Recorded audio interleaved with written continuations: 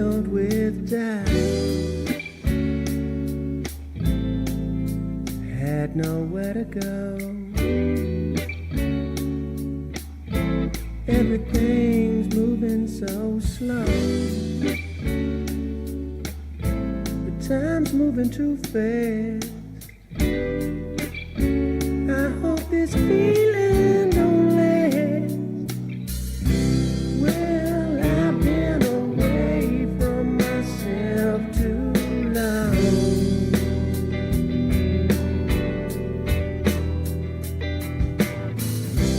My body is aching from all my wrongs.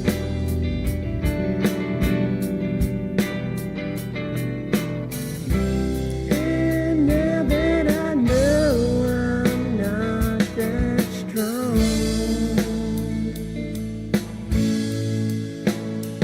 I'll keep slipping onto you. I'll keep slipping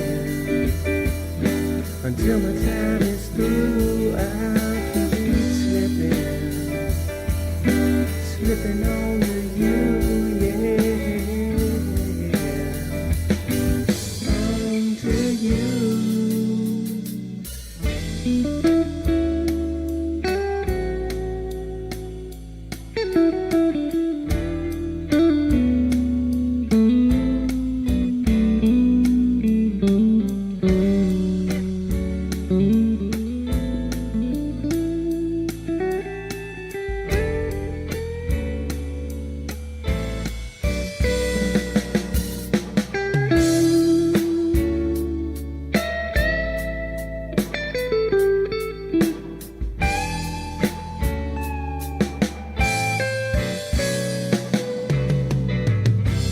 Well, I've been away from myself too long.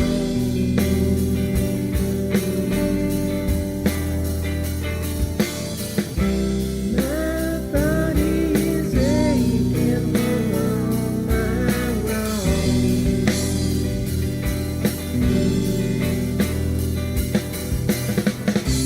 And now that I know I'm not that strong,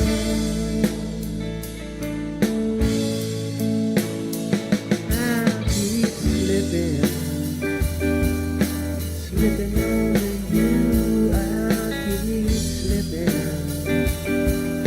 until my time is through. I'll keep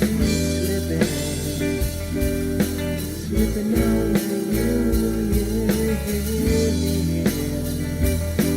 onto you.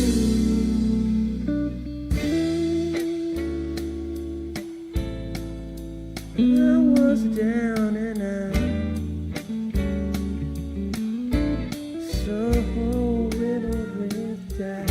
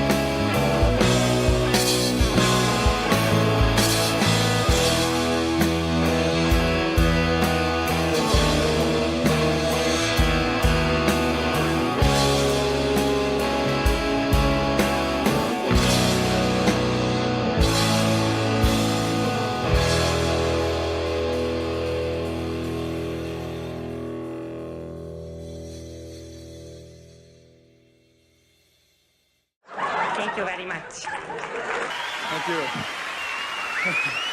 Thank you. Whew. Thank you very much.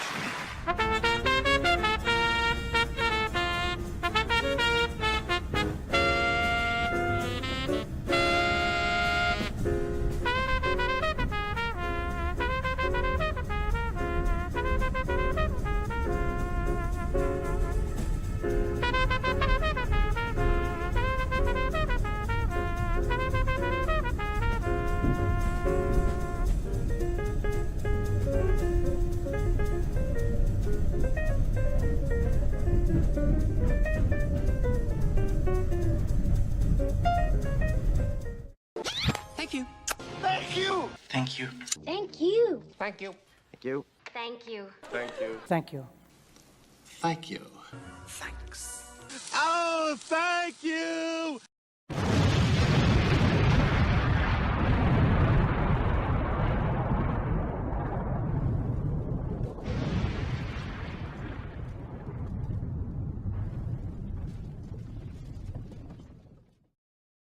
Deo, Deo.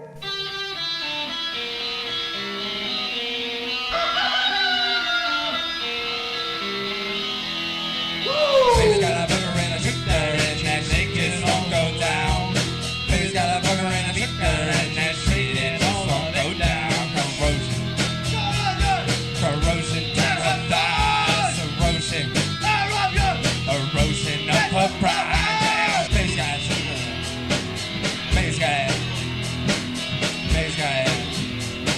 corrosion now, corrosion now. Baby's got it. Greetings and salutations from the great Midwest, where it snowed this weekend. We got some snow. We got about a few inches of snow outside. The white stuff. Do you know the street value of this mountain? You know that reference. You know, you're cool. And if you don't know that reference, eventually, when you do get that reference, you'll be cool. But right now, you're not. I'm sorry. Dem's the rules. Let me say hi to everybody before I get all stupid. Go start holding it down over on the Rumbly Tumblies. What's up? Good to see you, my man. He said, Japanese doing their best U.S. imitations. Too funny. And that's over on the X. You heard it. I heard it. I heard it on the X. That's a ZZ Top song. I can't remember which album it's from, but now they could use that. Maybe they could Elon Musk can buy the rights to that song and then use it in a commercial. Probably not. I'm pulling out some old school references on your ass this morning. $2. Give me my $2. Yes. Better Off Dead is such a good movie. It's so good. I don't know how good it is now as a 50-something-year-old person. Somebody in their 50s looking back at that movie. I mean, yeah, it's still entertaining by all means. But, you know, does it have the same effect on you as it did back in that day? Maybe not. Or maybe. Miss Laine P over here, sneaking in. What's going on? Good to see you. We got our show tomorrow, the Undercurrent. Same time as this, only it's a day later. And $1 shorter. Yeah, see, the saying, day late, $1 short. But yeah, we're gonna have our buddy Jose on, and we're gonna make fun of his shoes. He has awful shoes. No, I'm kidding. He has very nice shoes. He's an impeccable dresser. No, we're gonna be talking about Chuy Garcia tomorrow, and the wild, crazy stuff that's happening with him. If you don't know who that is, he is a congressman from the great state of Illinois. Jose, friend of the show, of course, Chicago Corner alumni. He'll be on with us, talking with me and Laine P on that AM tip. You know what's going on, buddy. Yo, dice rolling in the alley. I don't know. I don't know lingo anymore. Bella, good to see you. What's up, Bella? How you doing, my friend? Everything good? Like Bella. Bella's one of those characters, you know, like Willie Bragg. Willie Bragg's a character, isn't he? And that is definitely a good thing. Coming from me, when I say somebody's a character, I like that. I like people with character that have just like, you know, have just this coolness about them. And I don't mean like I'm with the cool kids, but this what do you call it? Unique knowledge of things, which is nice. Like that. Steve Wolfbrand in the house. What's up, Steve? Good to see you. Chuck's Intergalactic UFO Show. Intergalactic. You know, you got the was it the marimba? Is it the marimba? I was confused the marimba with Miranda rights. It's the marimba, right? The bing boom boom boom boom boom boom boom boom. Like you hear in lounges. You know, a lounge is a bar that has like velvet on the walls, and it's like something out of a David Lynch movie. CBC voter, what's up, CBC voter? Good to see you. So, I don't have as many stories as I usually do, and I'm going to try and trim them down because I think I just bull through these things so fast. And it's a lot of information, yes, but you know, if we're gonna like discuss it a little bit at some point, you know, it's nice to be able to do that, to slow down just a little bit. So, and also don't forget this, all the links to the stories in the show today are going to be on our Substack, and by our I mean me, or I'm a pirate. So I say, this Substack, mateys. I'll be whipping you with me cat o' nine tails. I'll hang you from me the highest yardarm. Hey, yar, matey. Anybody else sneaking here? Hey, what's up, yo Nina? Yo Nina. Good morning, Vietnam. Do some crotch pot cooking. Yeah, so what else is new? We're gonna try to streamline the shows a little bit, just kind of nick a little bit off of it time wise, so we can have a little more chit chat time at the beginning with our pals. And you know, if there is some breaking news, we got some time for it. I hope this got fixed. This looks a lot better than it did the other day. Although it looks tiny, but like everything around here, it's a work in progress. So anywho, what else have we got going on here? Is that everybody? Everybody, and we are on YouTube and Rumble and Facebook too, on my Jonathan Dearman channel. So you can check me out there. I also have a War Deer Entertainment page, if you'd like to follow that too. That also has all the show times and stuff on there. Basically anything that's going on with War Deer Entertainment, and everything is going on with War Deer Entertainment. Let me tell you that right now, Mr. or Missy, or somewhere in between, because yeah. So we're going to try, and I'm going to try and get a website, and maybe have like a nice place to a clubhouse to hang out at with all the stuff, all the videos and stuff that we have going on, just in case the old sensor machine decides to make the channels go teets up, because that's been known to happen. Oh, Kameshwari Kate. Speaking of hot dishes, I know I wasn't, but I am now. What's up, girl? It's cold here in Chicago. It's 21 degrees. BRRR. That's 3 pirates and a B. Yeah, so we got a few inches over the weekend, and a little more of a dusting yesterday, a little some today. So, but the sun was out, right? I think, is that right? Let me make sure this is, let's see. Okay, yeah. So I was looking at the camera out there. So yeah, so nice sunshine, and that means, please God, let that snow melt. Cause it's on the sidewalks, and it's on some of the streets too, so you gotta be careful. Damn, Yonita, you be like a yelling ass choosy up in here.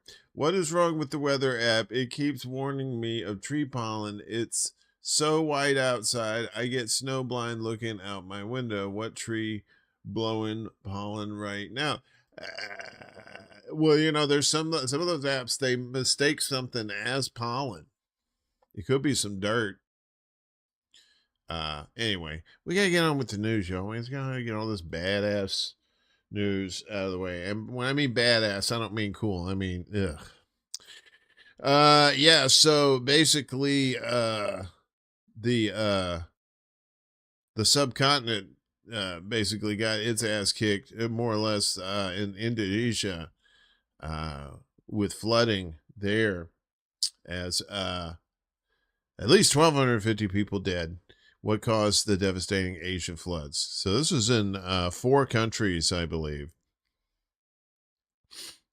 So tropical storms and heavy rainfall have caused devastating flooding and landslides across much of South and Southeast Asia in recent days, with officials saying more than 1,250 people have been killed across Indonesia, Sri Lanka, and Thailand alone, and that many others are still missing. 2 cyclones and a typhoon, all different kinds of tropical storms, contributed to the disaster, which left towns and villages buried under mud across Sri Lanka, Thailand, and the Indonesian island of Sumatra, with recovery efforts expected to continue for weeks. So this kind of reminds me of what happened with Sandy.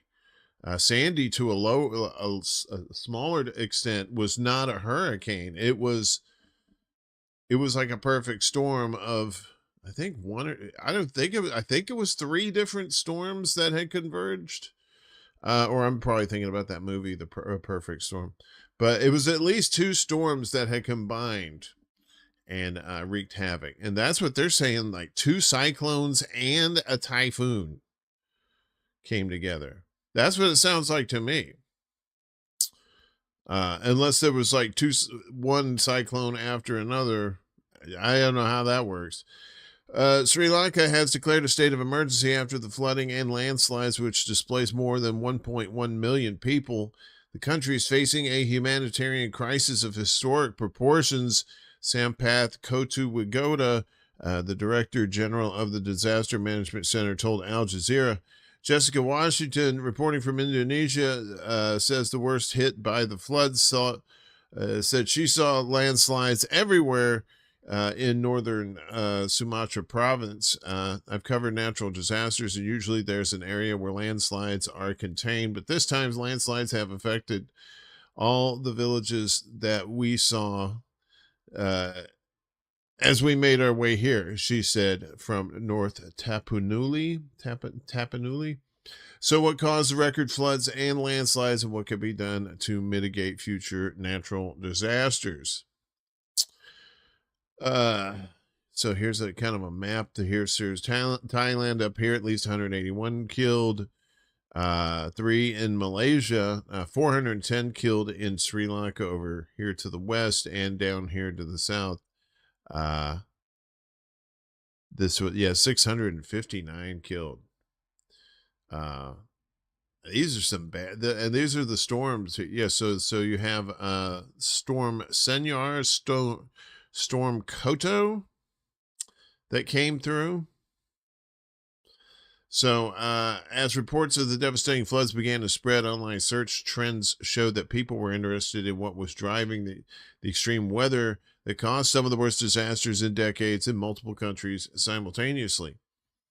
Communities across South and Southeast Asia in countries including Indonesia, Sri Lanka, Thailand, Vietnam, Malaysia, and the Philippines have all been inundated in recent days following weeks of heavy rains and deadly tropical storms across the region. Boats burning fuel oil on the water.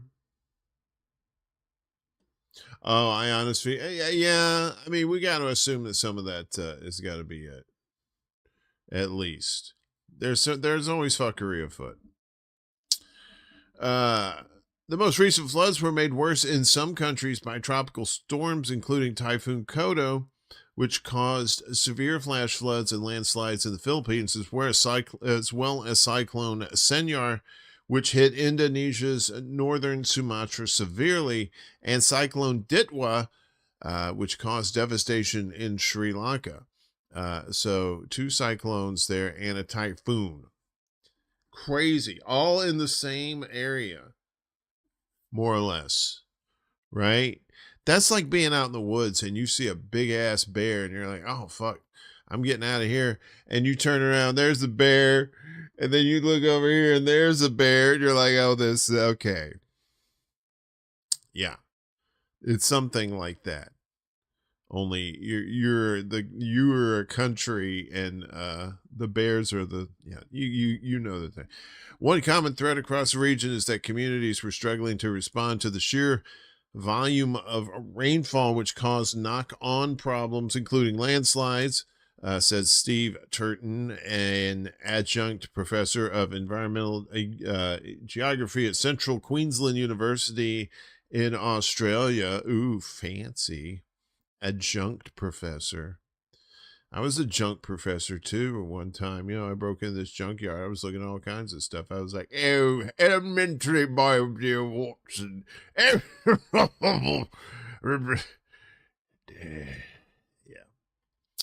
All around the world where we get these tropical systems, whether you call them typhoons or hurricanes or tropical cyclones, they are producing more rain than they've ever produced, Turton told Al Jazeera, and that's because of climate change.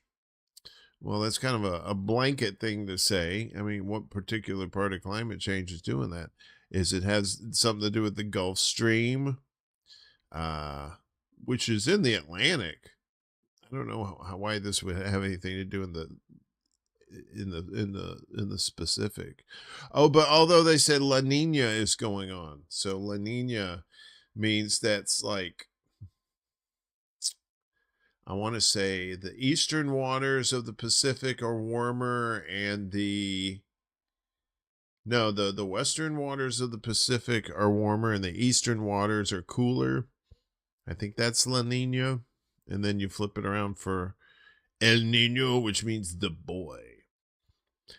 And La Nina means the girl. I'm so stupid. While Cyclone Senyar, Cyclone Ditwa, and Typhoon Kodo were not categorized as severe storms due to their wind speeds, says Turton, they all produced a lot of rain. Yeah. Separately, they were weak. Well, somewhat weak. But then they all got together, and that's when all hell broke loose. It's all one ocean, I guess. Yeah, the warmer the air temperature, the greater moisture is held. That's true. And it is particularly it's holding a particular amount of moisture too. And that's why you're seeing like a butt ton of rain falling at once like that.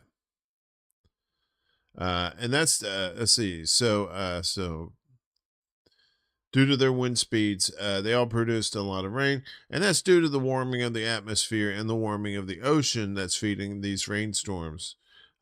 Yes, so definitely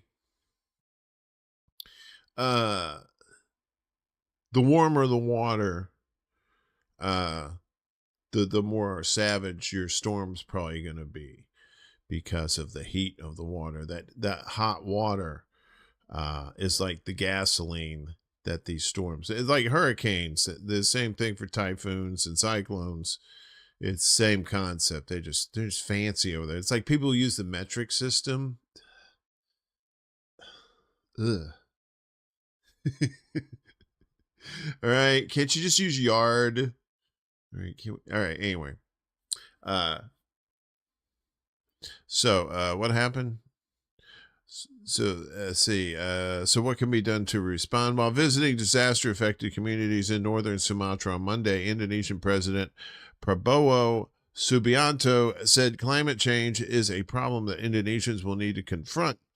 Regional administrations must also be prepared to face the impacts of climate change, he said. Shweta Narayan, campaign lead at Global Climate and Health Alliance, a consortium of health professionals and civil society organizations around the world. Watch out. Health professionals and civil society organizations said the governments and cities have failed to prepare at all to deal with the consequences of the extreme weather events. There's a massive disconnect between the reality and the sheer deliberate ignorance among policymakers, she said, and the price is being paid by people. After decades of warnings from climate scientists, many governments and climate change activists are eager to move to more practical responses to help reduce the severity of current and future climate change-induced disasters as much as possible.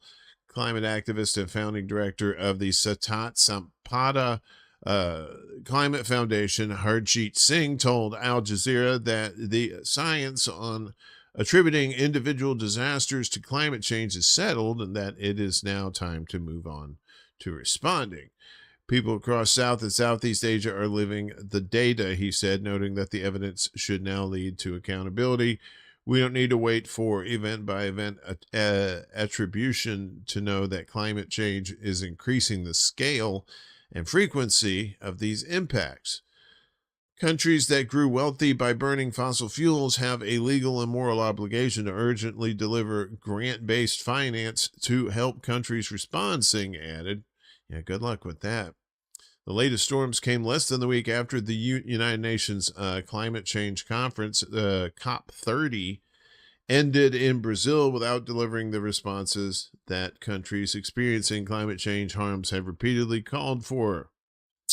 This includes grant-based funding to help them respond to increasingly costly disasters rather than loans, which further contribute to their debts, says Singh, as well as more urgent cuts to fossil fuel emissions.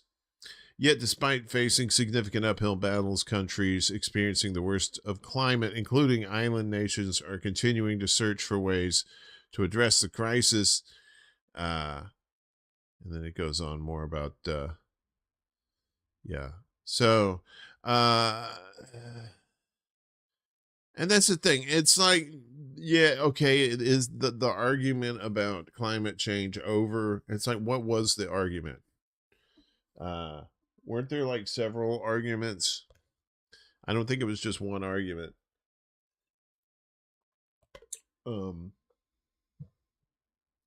Because yes, it's taking taking a squirt gun and squirting gasoline on a house fire is not going to make the situation better, but it's really at this point it's not going to make the situation worse either, right? Because there's also the natural things that are causing climate change, because this is a plant, it's a living ball, with all kinds of living organics roaming or planted all over the place, right? I mean, should we be putting black smoke up into the air? Hell no, that's just ridiculous, right? You're poisoning your local if anything, you're poisoning your local atmosphere because that's what you had in New York and LA when you had smog back in the 70s, right? Before they made cars put on, have these emissions, changed. For they had to have stuff where like your mufflers had to work, and your emission systems had to produce, not black smoke. uh uh yeah, Malaysia got hit too. Yes, indeed. Yeah, so shout out to those folks down there. I mean, Indonesia, God love those people. I mean, this was 2004 when the earthquake hit, and then they had the tsunamis, and it was like close to 250,000 people killed. That was, just a little over 20 years ago. Crazy. All right, what's next? So, and apparently we were off for a little bit, for a few days, and this Friday was just more kind of like, I felt kind of hungover, so we just kind of picked at the news. So, this had gone, apparently there was a big fire in Hong Kong, right? A lot of people killed. Hong Kong arrests more suspects in fire probe as death toll hits 151 people. No, ain't nobody told you to play autoplay crazy, but you're a nice lady. Hello, how are you? Hong Kong authorities said yesterday they had arrested 13 people for suspected manslaughter in a probe into the city's deadliest fire in decades, pointing to substandard renovation materials for fueling a blaze that has claimed at least 151 lives. Police continued to sweep the 7 burnout towers engulfed in Wednesday's disaster at the Wang Fuk Court Estate. I know y'all want me to say something else. I'm going to say that. I ain't going to disrespect these people. The Wang Fuk Court Estate, finding bodies of residents in stairwells and on rooftops. Jesus. Trapped as they tried to flee the flames. More than 40 people are still missing. Some of the bodies have turned into ash. Therefore, we may not be able to locate all missing individuals. Police official Sang Shuk Yen told reporters, choking up with emotion. Yeah, I mean, you're trying to find a dead body so you can notify their family or whatever is bad enough. But when you can't even find the body and it's ash, you got nothing to give the family, man. That's just, wow. Yeah. I guess ashes if you know that's them, but tests on several samples of a green mesh that was wrapped around bamboo scaffolding on the buildings at the time of the blaze did not match fire retardant standards, officials overseeing the investigation told a news conference. Contractors working on the renovations used these substandard materials in hard-to-reach areas, effectively hiding them from inspectors, said Chief Secretary Eric Chan. Yeah, that's corruption and just an American thing. You got corruption everywhere. But the only thing is, like in China, though, if you get convicted of corruption, a lot of times you get 86th, as they say. Wait, I know, Bella, you son of a biscuit eater. Yeah, it was too soon. You know when a good time for it was? Never. Let's see, what is it? Contractors working on usually stuff. Foam insulation used by contractors also fanned the flames, and fire alarms at the complex were not working properly, officials have said. Like cameras that don't work at official buildings like the Pentagon, or only one camera works, and apparently it's a Fisher-Price camera where you have to turn a crank and then hit a button, turn a crank. I know. Knew it. Oh yeah, so a contractor doing something on the cheap. Wow. All right, skimming off the top. Wow, corruption. You never see that anywhere. Sorry.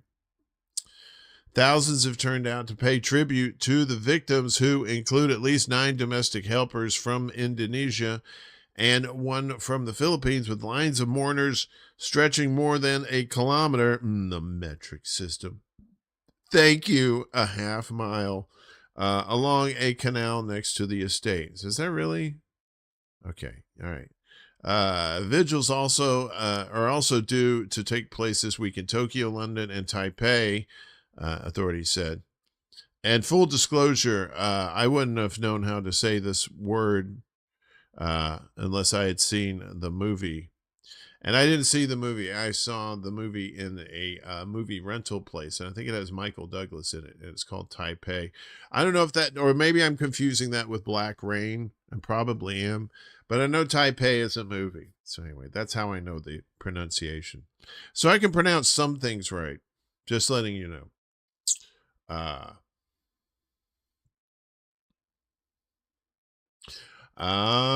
If you get charged with corruption in China, it's because you went against the government. All CCP officials are involved in corruption. As long as it's not against CCP, you tend to turn a blind eye. Is that what that is? Amid pockets of public anger over missed fire risk warnings, Beijing has warned it would crack down on any anti-China protests. There you go. At least one person involved in a petition calling for an independent probe and a review of construction oversight, among other demands, was detained for around 2 days, sources familiar with the matter said. Police have declined to comment on the case. Hong Kong Security Chief Chris Tang also declined to comment on specific operations at a press conference on Monday. I've noticed that some people with malicious intent aiming to harm Hong Kong and national security. There it is. Take a drink. National security have taken advantage of this painful moment for society, he said. Therefore, we must take appropriate action, including enforcement measures. Now, I don't know. I mean, my spidey senses smell fuckery here. So whenever a public official is getting blamed for something, or is trying to, project the what they're doing onto what other saying that other people do it. So I've noticed that some people with malicious intent, say, aiming to harm Hong Kong, they get the pearl clutchers out like, oh, who's trying to hurt Hong Kong? And national security. Oh, that means terrorists.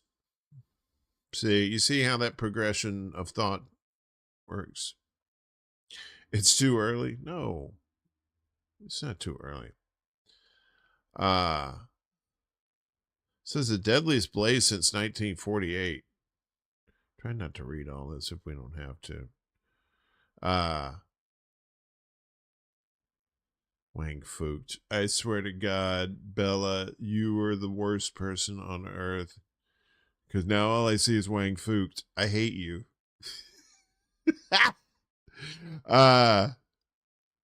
So residents of Wang Fucht Court were told by authorities last year they face relatively low fire risks after complaining about fire hazards posed by the renovations, the city's labor department said. The residents raised concerns in September last year, including about the potential flammability of the mesh contractors used to cover the scaffolding, a department spokesperson said. Hong Kong's deadliest fire since 1948, when 176 people died in a warehouse blaze, has stunned the city, where legislative elections are due to be held this week. Oh boy, talk about bad timing. Talk about bad timing. On Saturday, police detained Miles Kwan, part of a group that launched a petition demanding an independent probe into possible corruption and a review of construction oversight. Two people familiar with the matter said Reuters cannot establish whether he had been arrested. Kwan left a police station in a taxi on Monday afternoon, according to a Reuters witness. Two others have also since been arrested on suspicion of seditious intent. The South China Morning Post said the police declined to comment on those reported arrests.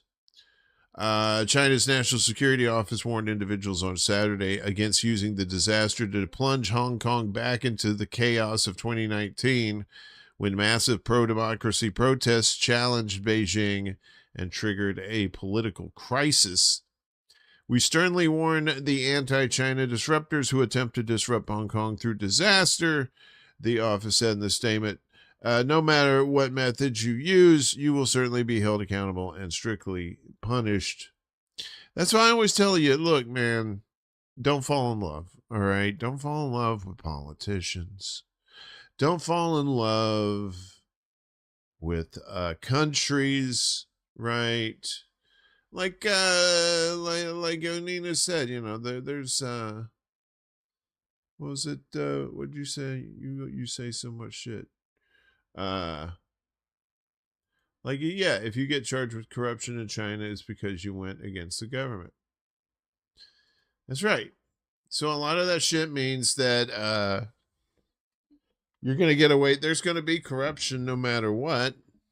But as long as it's not against the government, we can turn that blind eye. How's everybody doing? We have so much more bad news for you today. So much more for you, and you, and you, and you, and you. Although this is not bad news. It might be bad news in the long run. Don't fall in love with the McRib. I like the concept of the McRib. And yes, I've eaten it. I've eaten it a few times, but only when it was on sale. I never went out of my way to get the McRib. It was like cheap or something, or if it was on the dollar menu and they were trying to get rid of them, yeah, I probably did that a few times. That's back in my alcohol days. We go to Gaza as the Palestinian Authority receives $90 million in support from Saudi Arabia. And that's all well and good, but they're going to need more than that. And Saudi Arabia's got a lot more money than that. $90 million is chump change. The Palestinian Authority on Monday received $90 million from Saudi Arabia as part of the kingdom's support for the Palestinian government. Estefan Salame, Minister of Planning and International Cooperation and Acting Minister of Finance, received the tranche.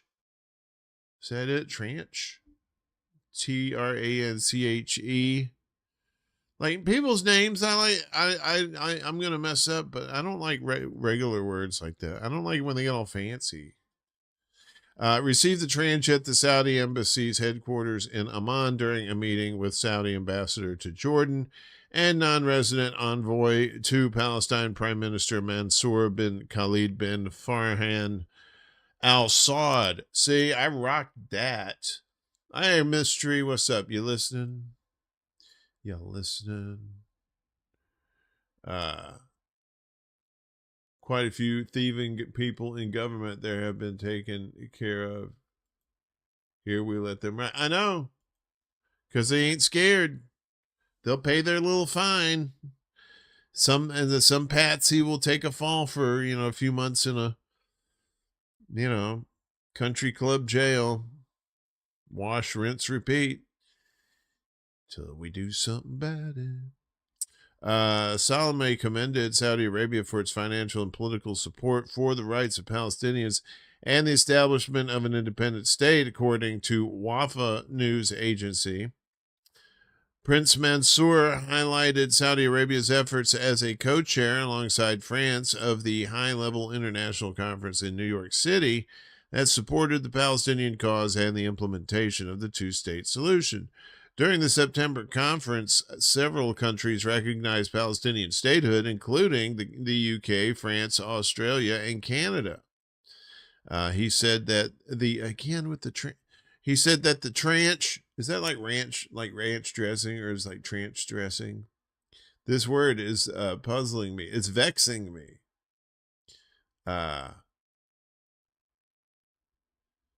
Yeah, all right, Captain Dictionary, but how you pronounce it? I'm just going to call it tranche because it sounds like ranch, and I like ranch. He said that the tranche of a grant is part of the Saudi leadership's commitment to support the Palestinian government and help it meet its financial obligations. Prince Mansour affirmed support for strengthening the resilience of the Palestinian people and for supporting key sectors such as health and education. Wafa added it. In September, Saudi Arabia announced the launch of an emergency international coalition to provide direct funding to the Palestinian Authority and pledged $90 million in support.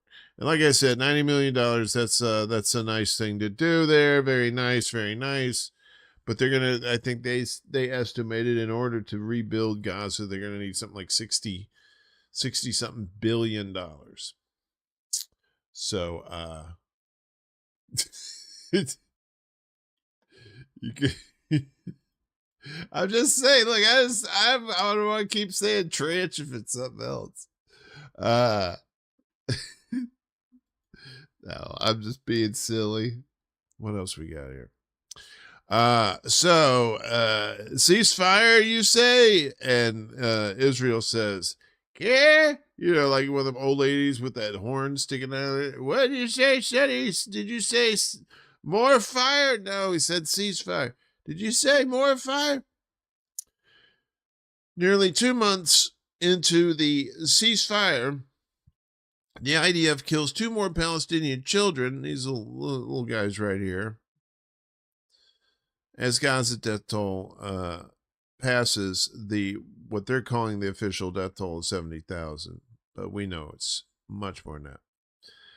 The Palestinian Health Ministry reported Saturday that nearly 2 months after Israel and Hamas reached a ceasefire agreement, the death toll in Israel's war on Gaza has passed 70,000 as the Israel Defense Forces have continued to claim they are targeting only Hamas fighters while killing civilians, including 2 children who were gathering firewood for their father on Saturday. They were gathering firewood, and they capped these kids. Fadi Abu Asi, 11 years old, and Goma Abu Asi, 8 years old, were close to a school sheltering displaced Palestinians near Beni Suhaila in southern Gaza, where the IDF fired a drone in the area, killing both boys. Oh, they didn't even have the guts to do it themselves. They got a drone to do it. They are children. What did they do? They do not have missiles or bombs. They went to gather wood for their father so he can start a fire, the boy's uncle, Mohammed Abu Asi, told Sky News. Breaking the silence, an IDF veterans group whose members speak out against Israel's occupation of the Palestinian territories, condemned the military for a statement it released on the killing, which the group said amounted to a pile of words meant only to keep justifying endless killing under insane and ruthless rules of engagement. Yeah, more or less. The IDF told Sky News that troops had identified 2 suspects who crossed the yellow line, the point to which the IDF withdrew as part of the ceasefire deal in October. The military said the 2 boys had conducted suspicious activities on the ground and approached IDF troops operating in the southern Gaza Strip, posing an immediate threat to them. These are boys 8 and 11. The IDF claimed it identified the 8 and 11-year-old boys and eliminated the suspects in order to remove the threat. Despite the ceasefire, said Kenneth Roth, former executive director of Human Rights Watch, the Israeli military is still killing children. Yeah, that's all they do is kill children. Dropsite News condemned the New York Times coverage of the boys' killing, with the newspaper writing in a headline that Gazans say Fadi and Goma Abu Asi were killed by Israeli forces. The boys' bodies, their ages, and their identities are fully documented, including videos of their lifeless shrouds and their wheelchair-bound father weeping over them, backed by eyewitness accounts and hospital confirmations, said Dropsite. The Times also reduced the 350 plus Palestinians killed since the October 10th ceasefire to persistent violence, said the outlet. Persistent violence from who? Right? The Times. The health ministry, whose statistics the World Health Organization and other international agencies have long viewed as credible, said 356 Palestinians have been killed by Israeli forces since the first phase of the truce began. 356 Palestinians. The Times framing, said Dropsite, hides the truth that the violence is one-directional, systematic, and directed at civilians who pose no threat to Israelis. On Sunday, the outlet reported that the IDF was boasting about breaking the ceasefire, as it announced troops had killed 4 Palestinian fighters as they emerged from underground tunnels in eastern Rafah. It remains unclear whether today's casualties were fighters or civilians or children, said Dropsite. Hassan Badran, a member of Hamas's political bureau, told Al Jazeera Sunday that the group is searching for the 2 remaining bodies of deceased Israeli captives to be returned to Israel in accordance with the ceasefire deal, and accused Israeli officials of using these bodies as a pretext to delay movement to the second phase of the ceasefire. Well, yeah, they did that last time, too. They weren't, the last ceasefire that they had, they weren't going to, they never made it to the second phase of that ceasefire either. And they're still killing kids. The IDF whistleblower testimonies appearing to confirm claims of Israeli war crimes in Gaza. So there's these whistleblowers in their ranks. Unarmed and unaware of their impending fate, 2 teenage boys pushed a handcart along a Gazan street when, without warning, a shot rang out. One of the boys fell to the ground, shot in the head by an Israeli soldier with no discernible provocation. This is just one of dozens of examples of alleged war crimes committed by Israeli soldiers in Gaza, revealed in a new documentary, Breaking Ranks Inside Israel's War, which features the accounts of active and former combatants turned whistleblowers. If they walk too fast, they're suspicious. If they walk too slow, they're suspicious. They're plotting something, one soldier, whose identity is hidden, said the interviewer, as he describes the incident of the 2 teenage boys. If 3 men walk and one is lagging, then that is 2-to-1 military formation. You can incriminate everyone. I can incriminate the whole strip if I want. The hour-long film, produced by documentary filmmaker Benjamin Zand, recounts several instances of civilians being killed, wholesale destruction of infrastructure without justification, and acts of vandalism. It raises questions about the morality and ultimate aims of the Israeli military at a time when it has come under heavy scrutiny, and the heaviest scrutiny I've seen in my lifetime, and I'm old, has even been accused of genocide by a UN Independent Commission of Inquiry, accusations it strenuously denies. Of course they're going to deny that. I mean, they're like, what are you going to do? You were like, yeah, you got me. Yeah, we're doing genocide. We thought we could get away with it, but, you know. And I'm, you know, that sounds very flippant, but I'm like, that just seems like how they feel, that they're just very like, I don't call it genocide. We're calling it something else. But that's how it is. Anyway. We made Breaking Ranks because we wanted to understand how decisions were being made, particularly decisions that resulted in horrific acts against Gazan civilians, as described by the soldiers themselves, Zan told Arab News. That's this site here. We hope the film helps bring much needed transparency to a conflict where so much remains hidden. When soldiers describe acts that caused immense harm to civilians, those accounts deserve to be heard and examined, not sensationalized, not politicized, but understood as part of the factual record. Through these testimonies, the documentary questions the Israel Defense Forces claim of being a modern professional military, and instead paints a picture of a brazen, vengeful, and at times depraved entity acting with impunity. Some of the whistleblowers expressed remorse for their actions, which included using human shields, defecating on Palestinian property, burning homes, killing paramedics, and using drones to blow up unarmed men walking the streets. In hindsight, I'm disgusted with myself, but at the time, I thought this house was going to get destroyed anyway, so I might as well do what I want, one whistleblower said in the film.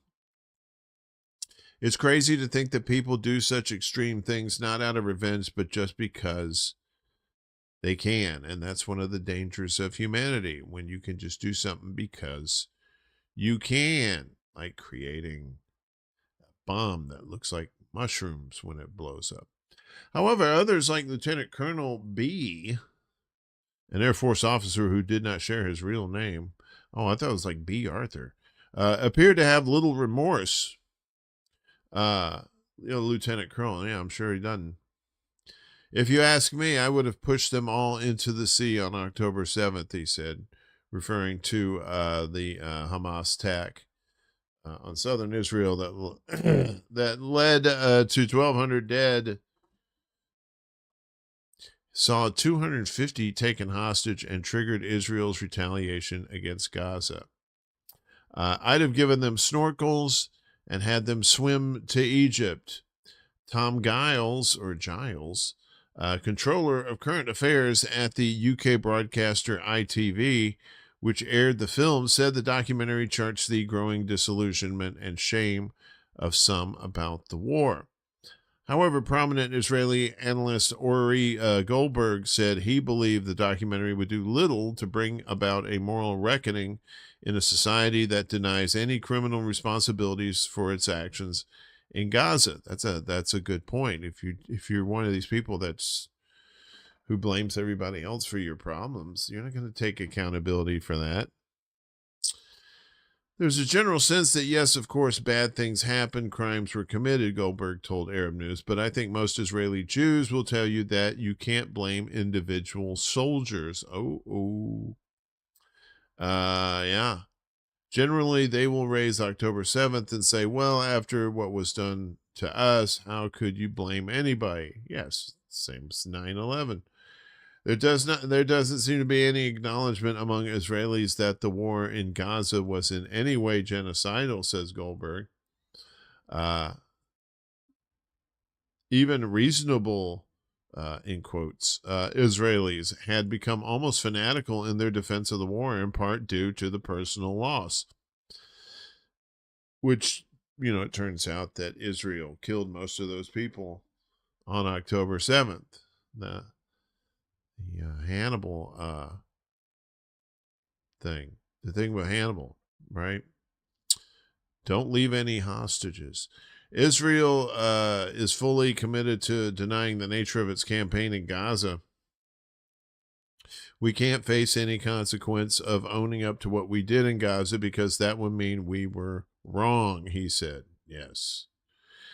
I know people who have friends and sons and acquaintances in Gaza. These people you would consider utterly sensible, but once you start talking to them about it, then they just shut off. What are they going to say? My son is a war criminal? Yeah, probably not there. The documentary has faced criticism from pro-Israel writers like Adam Levick, editor of Camera UK, the UK division of the US-based Committee for Accuracy in Middle East Reporting and Analysis, that's what the camera stands for, which monitors media portrayals of Israel. Levick said the film lacked hard evidence, was based on a selection of hand-picked testimonies, and although it chronicled individual crimes, was unable to substantiate systematic problems with the IDF's conduct. This coming from a country where they accuse everybody else of all kinds of things. And do they have any proof? None whatsoever. So I find that to be funny. Funny, strange. Definitely not humorous. Zan told Arab News this kind of criticism was inevitable, adding that the film had not attempted to represent the entire Israeli military, but had instead given soldiers a chance to speak for themselves. What I can say is that Breaking Ranks presents the testimonies of soldiers who took part in the Gaza war and who describe, in their own words, actions that had devastating consequences for civilians, he said. Indeed, Yuval Ben Ari, an infantryman who spent more than 50 days in Gaza, and Yotam Vilk, an armored corps officer who spent 269 days in the enclave, appear to be under no illusion about the corruption of the military in which they served.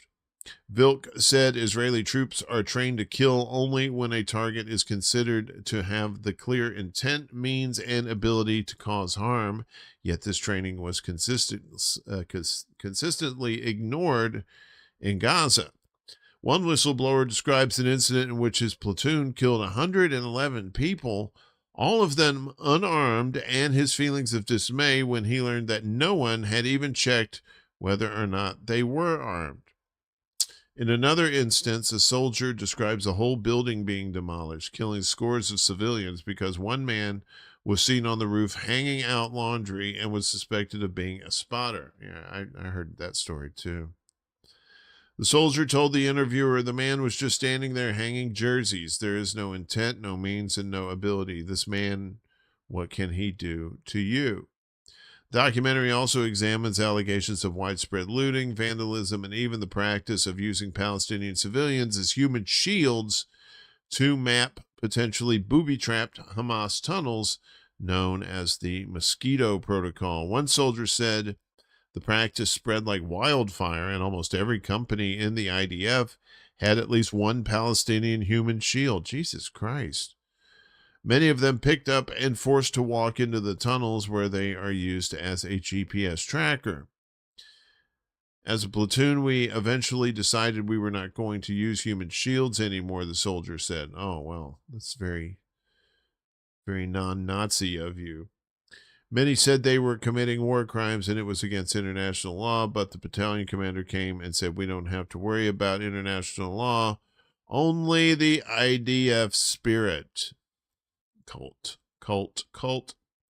While much of Israeli society appears to be caught in a doom loop of denial over its military's alleged conduct in Gaza, Goldberg believes reality is quickly catching up with them as more evidence emerges and international opinion hardens. Yeah, and bombs going boom, boom, boom in Tel Aviv. That starts making people think about shit too.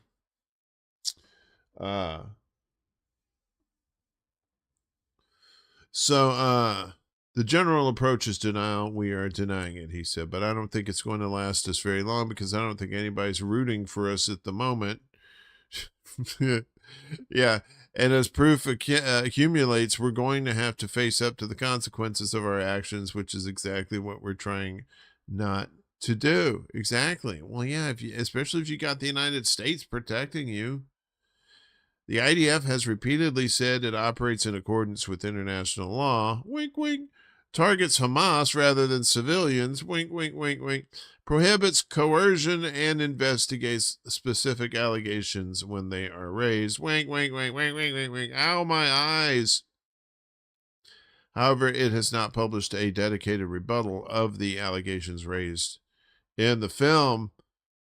Yeah. They can't. Yeah, they're like, Yeah, that movie's full of shit. Oh yeah, how do you know that? Reasons. So yeah,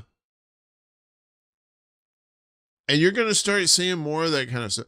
Like back in the time of when we invaded Iraq, right? And people, a lot of Americans at the time were scratching their heads like, huh? I thought he was in Afghanistan, right? But people were just eh, just so, had drunken the 9/11 Kool-Aid. They're like, okay, you must know what you're doing. All right. This was Democrats and Republicans together. This, everybody forgets George Bush was a president for a solid year, I think. No, was he? Yeah, well, no. Okay, it wasn't a solid year, right? So he was elected in November 2000. He was sworn in January 2001. So between January and September, all kinds of dumb shit was happening. His popularity was sliding quick. I think they lost a spy plane to the Chinese. The Chinese captured an American spy plane. Uh, yeah, and his approval ratings was just going like a plane falling out of the sky. And then all of a sudden 9/11 happens, and then he has like a 90 something percent approval rating, right? So, and then, but that shit got exposed. Like Abu Ghraib prison got exposed, and they started seeing the lies started being exposed. Talking about how that they had all these weapons of mass destruction. They didn't have shit in Iraq, and all that whole narrative just fell apart, right? And you're starting to see that with Israel too. Israel was a tough nut to crack, right? Because they were just protected to the hilt. If you said anything about a Jewish person, didn't matter in what context, how bad it was, then you were, you were a Holocaust denier or something like that, So, people were just like, they never criticized people from Israel or Jews in particular, right? At least not in modern times, not since I've been around.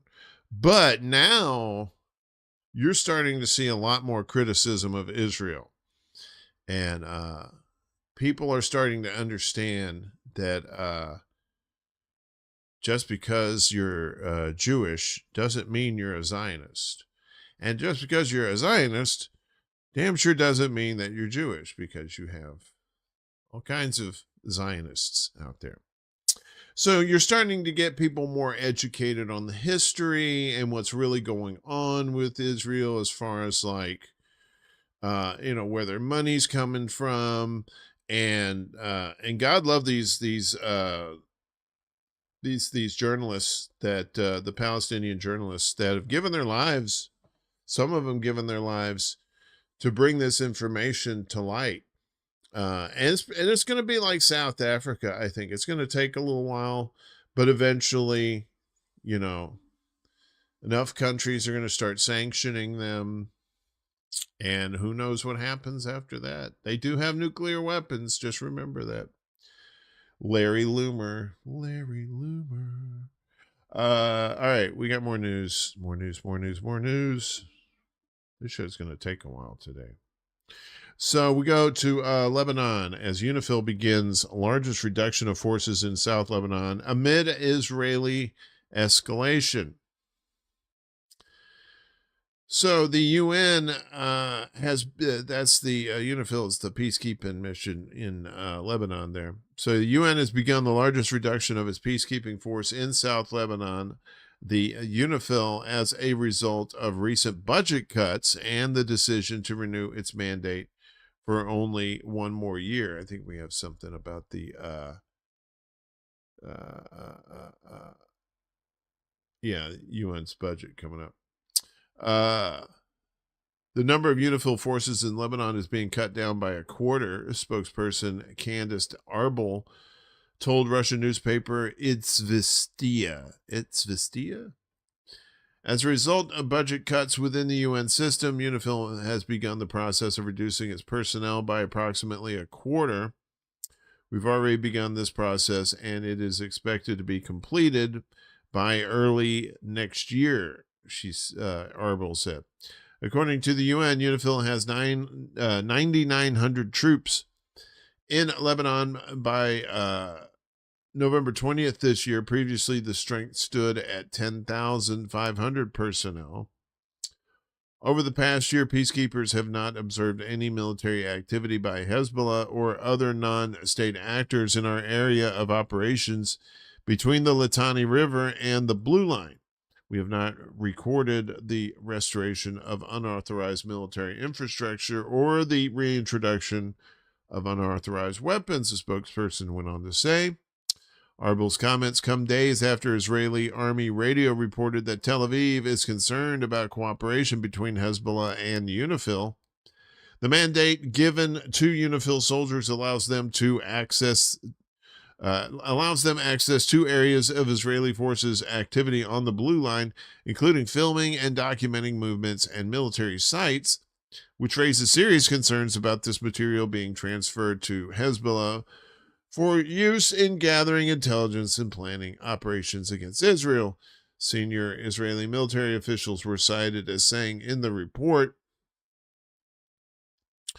the deployment of these forces in South Lebanon constitutes an obstacle and a destabilizing force that does not contribute to disarming Hezbollah, the sources added.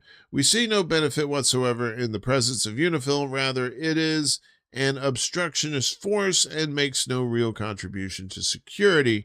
UNIFIL's deployment in southern Lebanon directly hinders our work.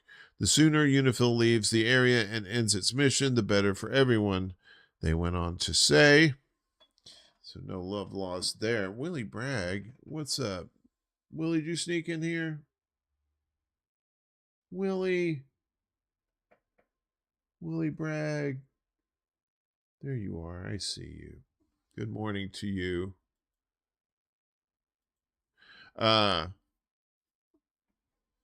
It's just the one comment. I had to hunt for it. I was like, "Where's Willie?" Instead of "Where's Waldo," it was "Where's Willie?" In late August 2025, the UN Security Council adopted a resolution extending UNIFIL's mandate in Lebanon until the end of next year for the last time. UNIFIL was established in 1978 to monitor Lebanon's southern border with Israel. Tel Aviv invaded South Lebanon in March of that year, and again in 1982, establishing an occupation and reaching as far as Beirut. South Lebanon was eventually liberated by Hezbollah in 2000. 6 years later, the UNIFIL expanded its presence in the south after the 2006 Israeli war on Lebanon. I think that was what the ceasefire was from, yeah. So Bibi has been pushing for UNIFIL's removal from Lebanon since as far back as October 2024. The U.S. has also backed ending the force's mandate in Lebanon. Analysts have said that terminating the mandate is intended to eliminate international observers who could monitor or document Israeli military activity in southern Lebanon. During the latest war and even after the ceasefire, UNIFIL forces come under Israeli fire several times, came under fire. Israel has violated the ceasefire in Lebanon over 10,000 times since it was reached last year. 10,000 times. According to UNIFIL, over 300 people have been killed since then. In the past 2 months, Israel has significantly escalated its violations. Dozens of Lebanese have been killed since the start of last month alone, including Hezbollah's top military official who was assassinated in an Israeli strike on Beirut on November 23rd. The attack killed 4 other members of the group and injured 28 people, including women and children. Israel says the Lebanese resistance has rearmed itself and has threatened to launch a major offensive against the country unless Hezbollah surrenders its weapons by the end of the year. Washington has publicly backed Tel Aviv's threats, of course, because they're patsies. According to sources cited by Al Akbar newspaper on November 27th, Egyptian Foreign Minister Badr Abdelhadi has warned Lebanon that it is on the verge of being hit with a massive Israeli bombing campaign and ground invasion unless Hezbollah is immediately disarmed. Hebrew media recently reported that Washington has given Beirut a December 31st deadline to disarm Hezbollah. And they're not going to disarm, or they say they're not going to disarm, so we'll keep an eye on that. Just like Hamas said, yeah, you want our weapons? Give us our own country. Then you can have our weapons. And then we'll get more weapons, because that's how we do things. We always get more weapons. I love coffee.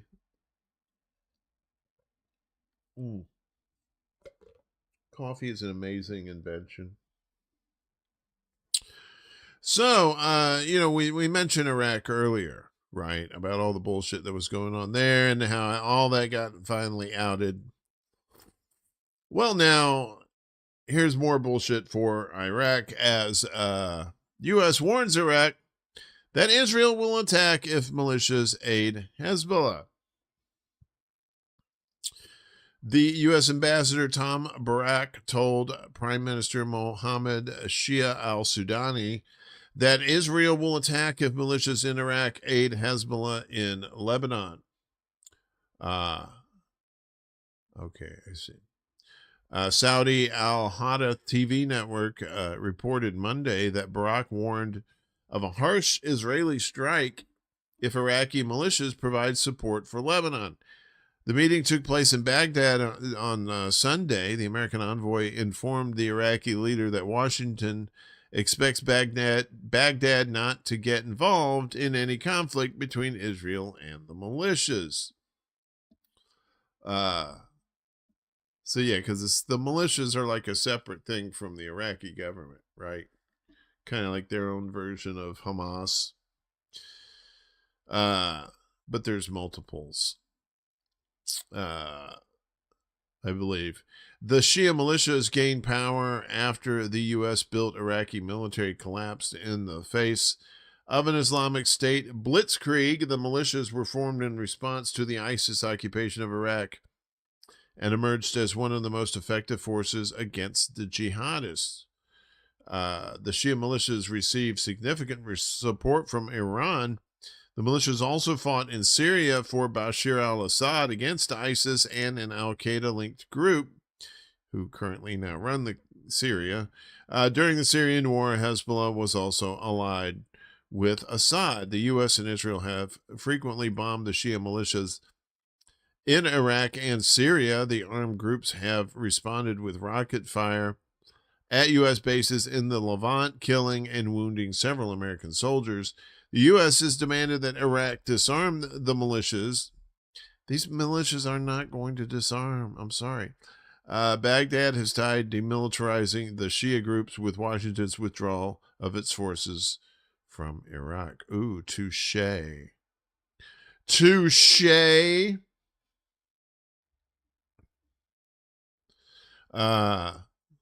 So yeah, we told you about Unifil and how they're getting cut. Well, here's more on that. As the UN will cut its 2026 budget by $577 million by slashing its workforce.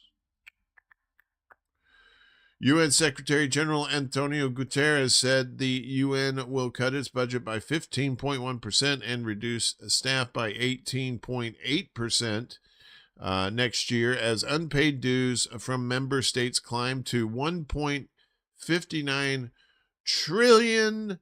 $1.59 trillion. God damn. That's a lot of money. The UN chief announced next year's budget on Monday, which he set at $3.24 billion, a reduction of $577 million from this past year. As of September, the shortfall came from unpaid dues from the United States, China, Russia, and Mexico, according to a separate UN statement. So I love how Trump talks about NATO and the NATO countries don't pay for their defense. But then when it comes for the UN, it's like the United States, it's like, what, us? Nah, China and Russia too. That's why I say don't fall in love. Don't you do it. Don't you fall in love with these countries. Yes, the United States is shitty, but there are shitty places out there too. They may be good in some areas that you like, but then they're super shitty in others. And well, that's the way it goes. Long-time listener, hanging out on Rumble. Israel has killed many UN employees and still gets to be a member. Yeah. Oh, yeah. The UN's full of shit. All these people, it's all drama. It's all theater for your entertainment. Guterres said the budget for the UN Agency for Palestinian Refugees, the UNRWA, will remain intact due to the high level of demand in Palestine. Well, that's good. So they're not cutting. That would be really shitty. It's like, okay, now we can bring this stuff in. Now we got to cut it. I made the decision to exempt UNRWA from any reductions that would have dramatic consequences on the backbone of the entire humanitarian response in Gaza, Guterres said. The budget for the development account and advocacy for Africa's development will also remain at 2025 levels, he said. The UN will make up the shortfall by cutting 2,681 positions across multiple UN agencies, which he said, quote, correspond to functions that, in our opinion, can be done better by others or can be reduced by efficiencies, aka robots and AI robots that come to get your gerbs. They're taking our gerbs. Them AI robots. They're taking our gerbs. Some 18% of UN posts are already vacant due to its ongoing liquidity, which was a great, who was that? They did that song, Silent Liquidity.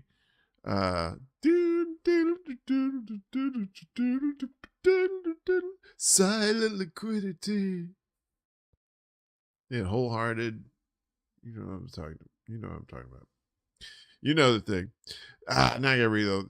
So some 18% of UN posts is already vacant due to its ongoing liquidity crisis from unpaid member dues and other debts. The Secretary General said they are not necessarily related to the positions that have been targeted for cuts. He added, those vacancies do not correspond to a political decision oriented by a strategic priority, but simply by the fact that people left and we have not the money to pay for the replacement because of the liquidity crisis, he said.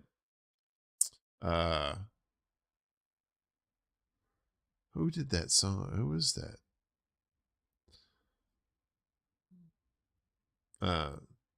They did Silent Lucidity. Sorry. The budget for special political missions will also be cut to $543.6 million in 2026, down almost $150 million, or 21.6% from a year earlier. He said the cuts will be made by closing some missions and cutting down the operations of other ongoing ones. The UN has gradually reduced its presence in New York.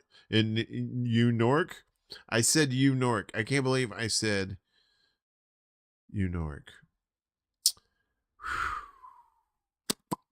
I know it's Tuesday, but it feels like Monday. It's gradually reduced its presence in New York, the home of UN headquarters, also among the most expensive commercial real estate in the world. It sure is. Right there on the river, too. Guterres said the UN plans to terminate 2 leases in New York by late 2027. saving $24.5 million annually from 2029. The UN has already saved $126 million since 2017 by shuttering other New York offices, he said. So, but the iconic building will be open. So pretty soon you're gonna see that UN building, and it's gonna have the Spirit Halloween sign on there.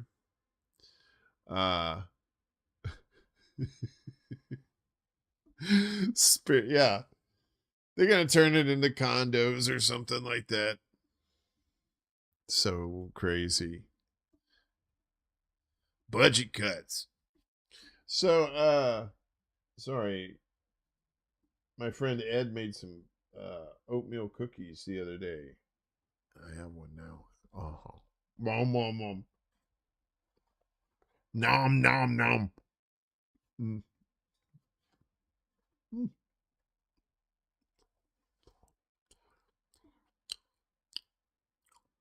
So who is that group that did that song?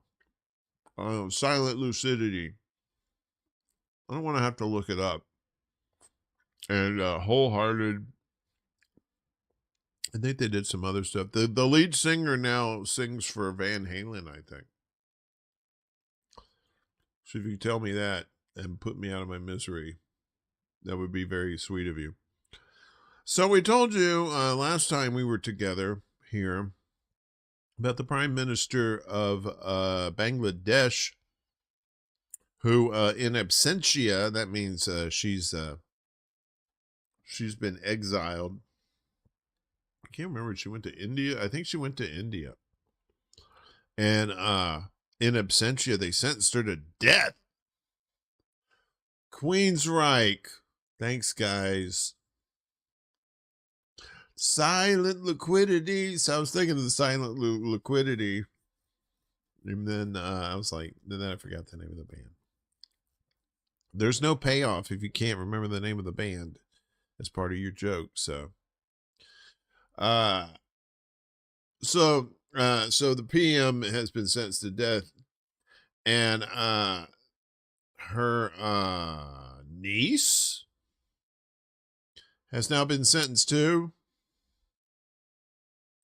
Bangladesh sentences UK Labour MP Tulip Siddiq to 2 years in jail for corruption. Again, this is in absentia. This is her right there.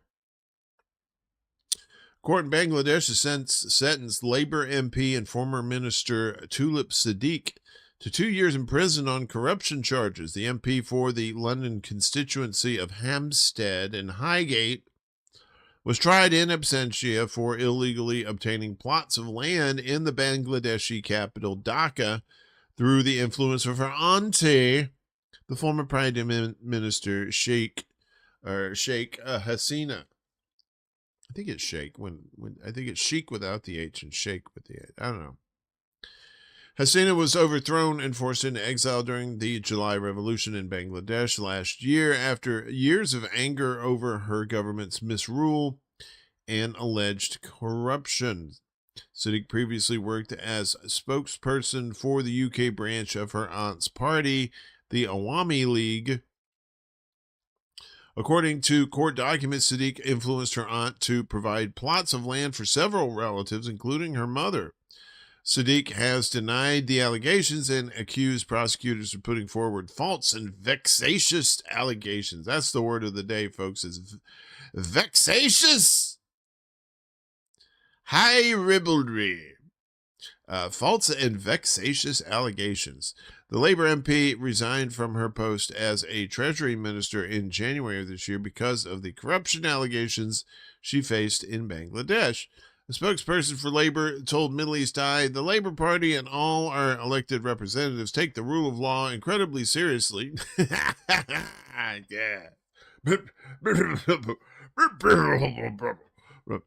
Sorry. The Labour Party. And will always fulfill our legal responsibilities. Okay. As has been reported, highly regarded senior legal professionals have highlighted that Tulip Siddiq has not had access to a fair legal process in the case, and has never been informed of the details of the charges against her. This is despite repeated requests made to the Bangladeshi authorities. Through her legal team, anyone facing any charge should always be afforded the right to make legal representations when allegations are made against them. Given that has not happened in this case, we cannot recognize this judgment. Sadiq and her extended family faced separate allegations of taking bribes of up to £4 billion, £4 billion, or $5.4 billion to secure a Russia-funded nuclear plant deal in Bangladesh. In December last year, the Bangladeshi High Court heard claims that Sadiq may have helped her aunt broker a £10 billion, or $13.23 billion deal for a nuclear power plant built in Bangladesh by a Russian state-backed company, Rosatom, or Rosatom. Many mass protests against Hasina's rule in 2024 led to the killing of more than 200 protesters by Bangladeshi security forces and the eventual collapse of Hasina's rule in the country. The ousted prime minister had led Bangladesh since 2009 and had a previous stint in the role between 1996 and 2001. She's like the BB of Bangladesh. Only, well, I don't know how bad that is, but it's all in the family, right? Keep it in the family. Meanwhile, India signals a 50% cut in Russian oil imports under U.S. sanctions pressure. Under pressure, boo-doo-doo-doo-doo-doo. India could reduce its imports of Russian crude oil by 50%, a former foreign minister in New Delhi told local media, noting that both India and Russia would nevertheless look for ways to go around U.S. sanctions to keep some oil flowing. We will be gradually reducing oil purchases from Russia. Already there is a reduction, and there'll be more reduction. It will be more like a 50% reduction. But some oil will still come, Kanwal Sabal said, as quoted by Business Today. On oil purchases, certainly we will have to diversify because our companies, both public and private sector, and our banks will be loath to attract U.S. sanctions, and therefore there will be a steady fall in our orders. Loath and vexatious. Vexatious. That you should say, like, if somebody's yelling at you, just look at them and you said, "Stop being so vexatious," and then hiss at them, and then hug them. That'll really fuck up their heads. They'll be like, "What's going on here? I don't understand. You were hissing and now you're hugging." Though some oil will still flow through the spot market, but it will be much reduced volumes. Russia also understands that, Sabal added. U.S. sanctions on Rosneft and Lukoil went into effect on November 21st, prompting a drop in new orders from Indian refiners even before the deadline. Even so, Kepler data showed that Indian buyers were on track to import the most oil from Russia since July. In November at 1.855 million barrels daily. This would compare to 1.48 million barrels daily for October. Russian supply is expected to be high in November as many refineries tried to fill the stocks prior to the U.S. sanctions deadline, and also due to the rule for oil products production for the EU market from non-Russian oil from 2026, an unnamed trader told Reuters, which cited the Kepler data. So it looks like it's a race to the finish line before these sanctions go into effect, of getting as much oil as they can from them. And then they're going to sneak around afterwards. We need India's cotton, not their dope. India's got dope? I guess everybody's got dope. Although, are you talking about hash? Indian hash? Indian hash is supposed to be pretty good. Expectations for this month, however, are for a sharp drop in imports, possibly to the lowest since 2022. Per India's Business Today, Imports from Russia could slide by 47% to around 1 million barrels daily. Meanwhile, Finland-based Center for Research in Energy and Clean Air reported India had bought a total of 5.4 million tons of Russian crude over the first 9 months of the year, paying some 2.1 billion euros or 2.43 billion smackaroonies. A third Russian Shadow Fleet tanker has been hit by explosions in African waters. What is going on? Who blowed up them boats?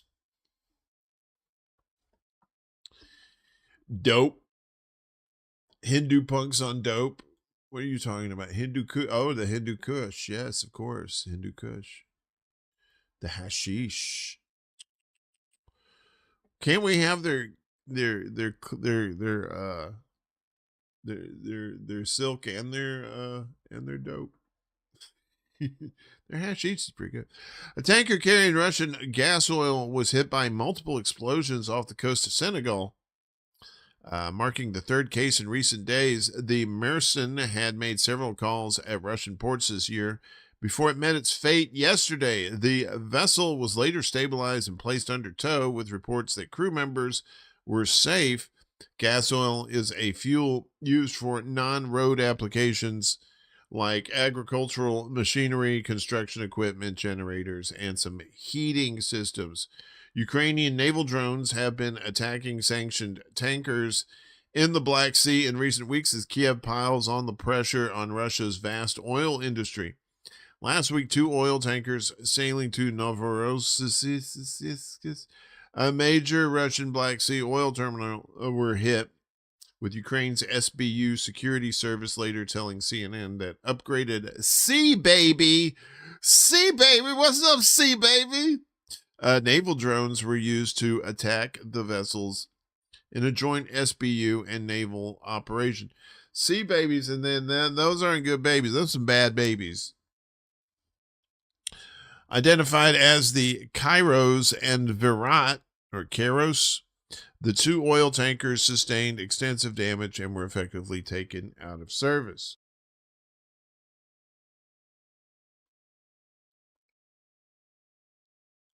We still here? Okay. Kiev has repeatedly urged the West to take action against Russia's Shadow Fleet, which is helping move Russia oil around global markets and fund its war in Ukraine. Shadow fleets.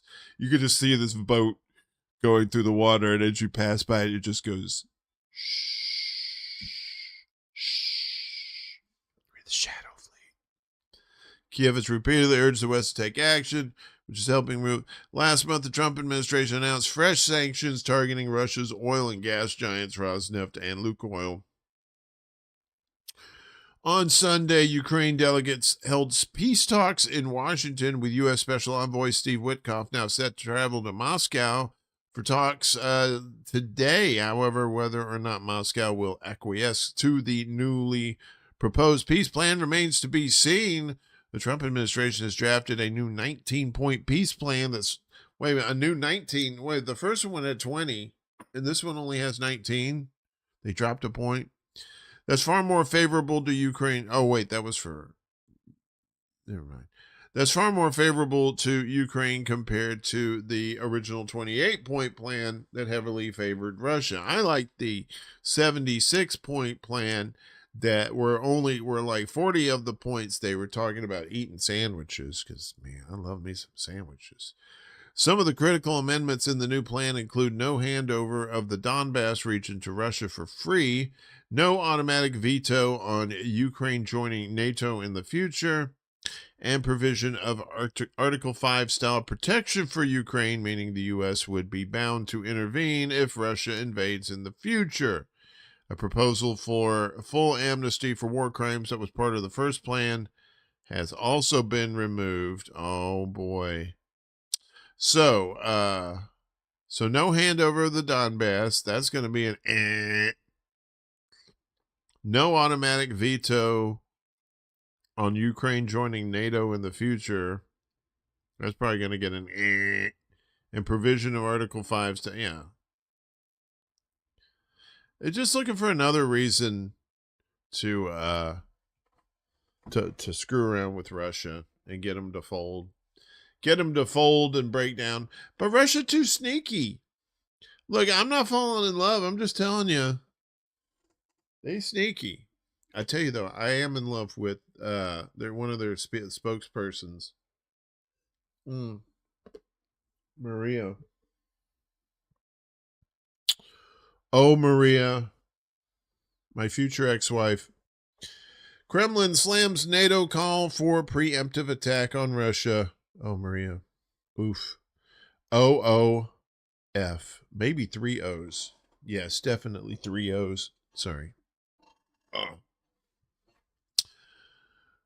Moscow condemned yesterday comments made by NATO's most senior military officer threatening that Brussels might conduct a possible preemptive strike against Russia. Uh-oh. Them's fighting words. Russian Foreign Ministry spokeswoman and the lady who should have been Wonder Woman, Maria Zakharova, called the remarks, and that's her right there. That's Maria. She's so precious. So precious. Called the remarks an extremely irresponsible step, indicating the alliance's readiness to continue moving towards escalation. We see in that the deliberate attempt to undermine efforts to overcome the Ukrainian crisis, Zakharova said. The people making such statements should be aware of the risks and possible consequences, including for the alliance members themselves. Fetch me my letters. Oh, no, Billy. No. Well, maybe. Admiral Giuseppe Cava Dragone told the Financial Times Monday that NATO could respond to Moscow's hybrid warfare with a preemptive strike because, that will surely not cause World War III. We're studying everything on cyber. We're kind of reactive. Being more aggressive or being proactive instead of reactive is something that we are thinking about, Dragone told Financial Times. Yeah, you might want to think of something else. Dragone claimed a preemptive strike could be considered a defensive action in response to what he claims is a string of hybrid incidents allegedly carried out by Russia in recent years. Considered a defensive action like Israel carried out a genocide and called that a defensive action. Is that what you're talking about? That's what it sounds like. Max Sarge. Oh man, you're gonna be the By Menon guy now. Max Sarge. Good to see you, bud. According to the Kiev Independent, this encompasses cyber attacks and sabotage of infrastructure, including in the Baltic Sea. In September 2022, several underwater explosions destroyed large parts of the Nord Stream pipeline. You remember that old song and dance, cutting off Russian gas to Germany. The U.S. and NATO blame Russia for destroying its own pipeline. However, subsequent investigations have suggested the U.S., Ukraine, and Poland may have sabotaged the pipeline to punish Russia for its invasion of Ukraine and to increase U.S. sales of liquid natural gas to Europe. Methinks the U.S. sales of liquid natural gas to Europe is probably the winter chicken dinner. Recently, European countries, including Belgium, Denmark, Germany, and Poland, have claimed to observe Russian drones flying in their airspace, prompting them to halt air traffic, in some cases temporarily. Governments of these countries have used the alleged flights to call for expanded military spending, surely. Russia's ambassador to Denmark has denied Russian involvement in the drone flights, calling them a staged provocation designed to spark a military confrontation, a.k.a. false flag. Russian President Vladimir Putin also rejected such claims by joking, "I'll stop. I won't send any more drones to France, Denmark, Copenhagen. Where else have they been flying? Cleveland, Ohio. I apologize immensely. I'm sorry about the Rock and Roll Hall of Fame. You know I love it." So, That was him joking some more. I just added more jokes. And I probably shouldn't have done that. So, how's everybody doing? Woo. There we go. Had to find that nice sweet spot in the seat. We got more news. How long have we been doing this? Almost 2 hours. Jeez. Jay, Shishmati, and Joseph. Okay.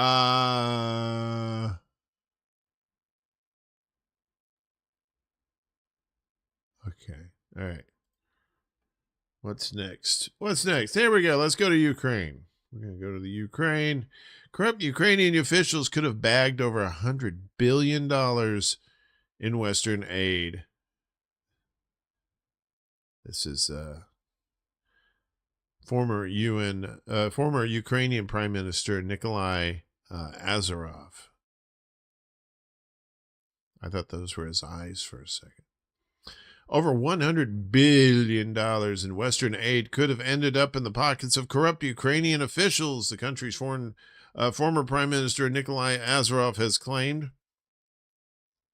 According to Azarov, the U.S. and the EU have pumped a total of $360 billion into Ukraine. Corruption in Ukraine amounts to between 15 and 30% worth of foreign aid being stolen, Azarov said in a post on Telegram yesterday. The figure is closer to 30% in Ukraine, he added. The former prime minister estimated that between $54 and $108 billion could have been lost to corruption. And up people's noses. Up this guy's nose. You know what's up. Germany's Keil Institute for the World Economy. I can't talk today. Puts the total amount of assistance provided to Kiev between January 2022 and August of this year at some $291 billion. Trumpy has consistently claimed that the U.S. alone committed $350 billion to Ukraine under his predecessor, Joe Biden, the Sleepy Joe. Is he still sleeping? While Kiev anti-corruption agencies have not disclosed how much foreign money has been stolen since the start of the Ukraine conflict in 2022, the country has been mired in a string of high-profile corruption scandals. In January 2023, an expose about inflated food procurement contracts at the Defense Ministry led to the resignation of then Defense Minister Alexei Reznikov. Just months later, Supreme Court Chairman Vezvolod Knyazhov, Scrabble winner, was arrested for allegedly accepting a $2.7 million bribe. In 2024, the State Audit Service reported large-scale violations in reconstruction projects financed by Western aid, with billions of hryvnia missing. I'm assuming that's money. That same year, Ukrainian anti-corruption authorities reported a $1.4 million racket involving the illegal sale of the main maintenance facility at the Black Sea port of Chernomorsk. Last month, the nation was rocked by a major graft scandal involving a close association of Ukraine's Vladimir Zelensky, Timur Mindich, who was accused of running a $100 million kickback scheme in the energy sector. Last week, Zelensky's chief of staff, Andrei Yermak, resigned in the face of a corruption probe in connection to the Mindich affair. So you have all this corruption in the Ukraine. Don't forget those Nazis are still there. Those Nazis didn't go anywhere. They were just like, just kind of, hey, we're still here. Them old Nazis, you know them about no men nudum. I don't know how to say that name. I'm sorry. Hey, it's cocaine. Right. So Ukraine's still being Ukraine. Meanwhile, the European Space Agency See, space is about to get a whole lot more screwed up, y'all. And not just because of Johnny America. ESA leaders greenlight $1.6 billion for new non-aggressive space security initiative. Non-aggressive, eh? The European Space Agency has approved a new 3-year 1.35 euro or billion euro $1.6 billion spending plan for the first time funds an initiative to support space defense programs across its 23 member states. The clear mandate for use of space applications for non-aggressive defense purposes signifies an historic change for ESA. Non-dependence in technology is key to advancing Europe's ambitions in space, alongside its guaranteed access to space, the agency said in a November 27th statement, following the vote by its ruling Council of Ministers in Bremen, Germany. For the first 50 years of its existence, ESA fashioned itself as purely a civil-focused space agency akin to NASA and other national space programs, and disavowed any connection to European or member state defense activities. However, over the past year, that position has shifted as European governments have grown more concerned with threats to their space systems, especially from Russia, and about their reliance on a less reliable United States for key military space capabilities. They should be worried about the United States. Yeah, they should be worried about Russia, but they should really be worried about the United States. The European Resilience from Space, ERS or ERS, effort initially will focus on development of dual-use technologies to underpin a proposed new network of Earth observation satellites called the Earth Observation Governmental Service and championed by the European Commission. Boy, the bureaucracy in space, that's a nice thing. The executive branch of the European Union, as well as new program to provide navigation services from satellites to low Earth orbit. However, the ERS effort could be expanded over time to support other space security and defense capabilities, especially as ESA leaders voted to allow member states a year to decide what more they might want to put into the budget pot. ESA is independent from the 27-member EU. Not all members of ESA are members of the EU and vice versa. ESA programs are funded both by mandatory contributions by member states based on gross domestic GDP and voluntary contributions by national governments. The ERS funding is only a small part of the whopping 22 billion euro or $27 billion 3-year budget approved by the ESA Council of Ministers, while slightly less than the 22.3 billion proposed by ESA Director Josef Aschbacher.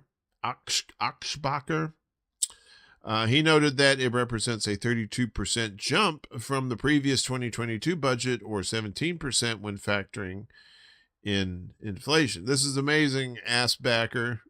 I knew I was going to say it. I know I was going to call him Aschbacher. I'm sorry.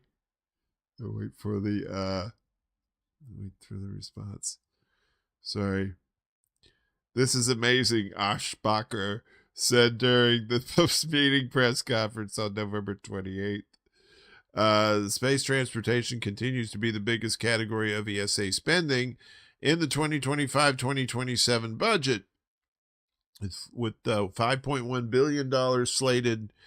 $5.1 billion slated for its Ariane 6 heavy lift and Vega C medium lift launch vehicle programs, as well as the new European Launcher Challenge initiative aimed at creating a pool of EU-based providers of commercial launch services.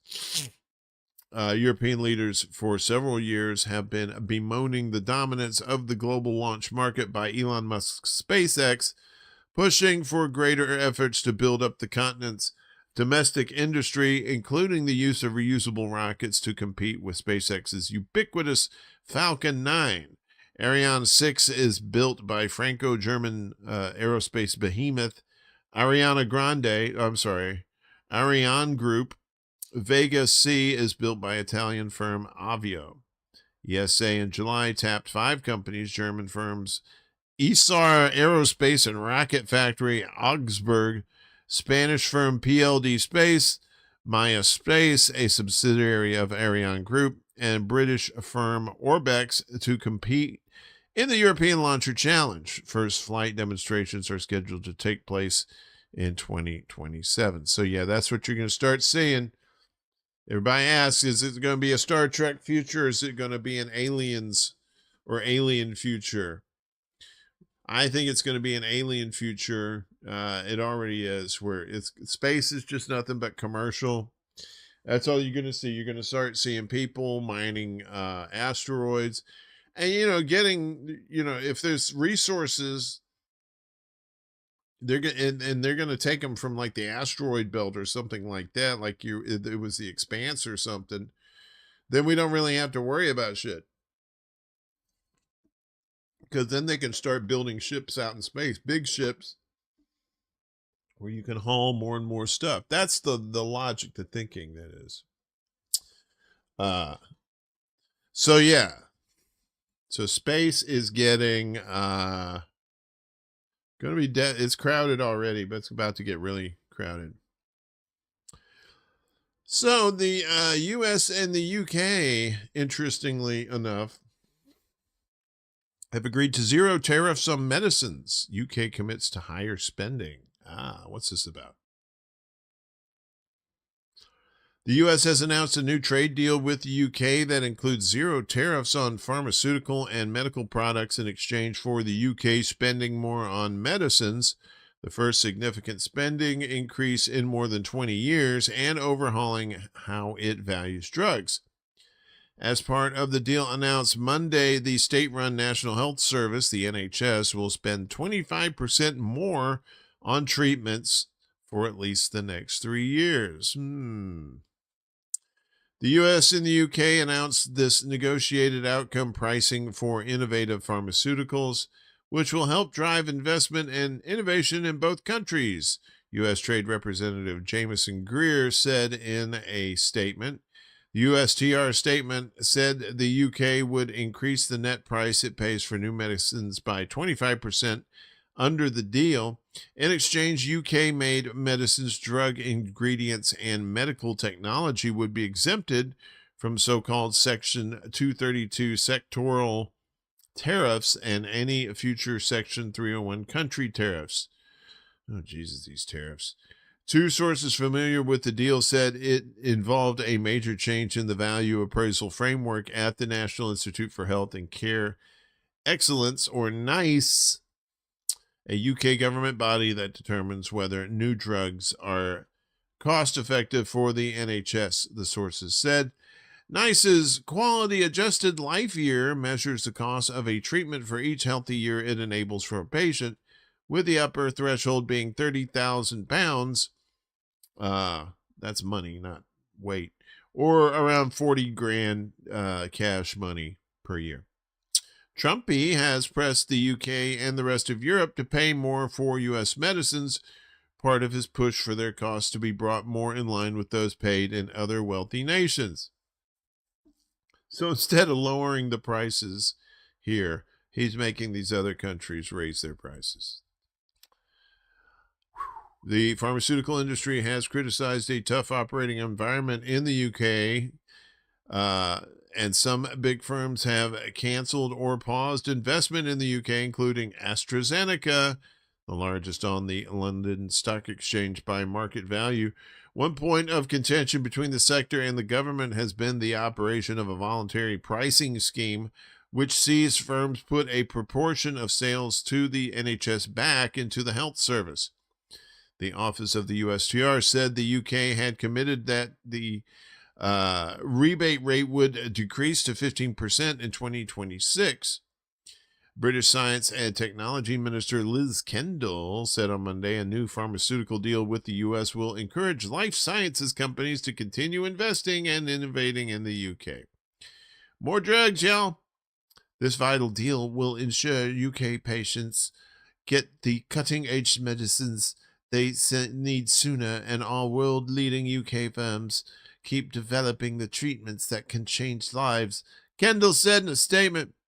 It will also enable and incentivize life sciences companies to continue to invest and innovate right here in the UK. Kendall added.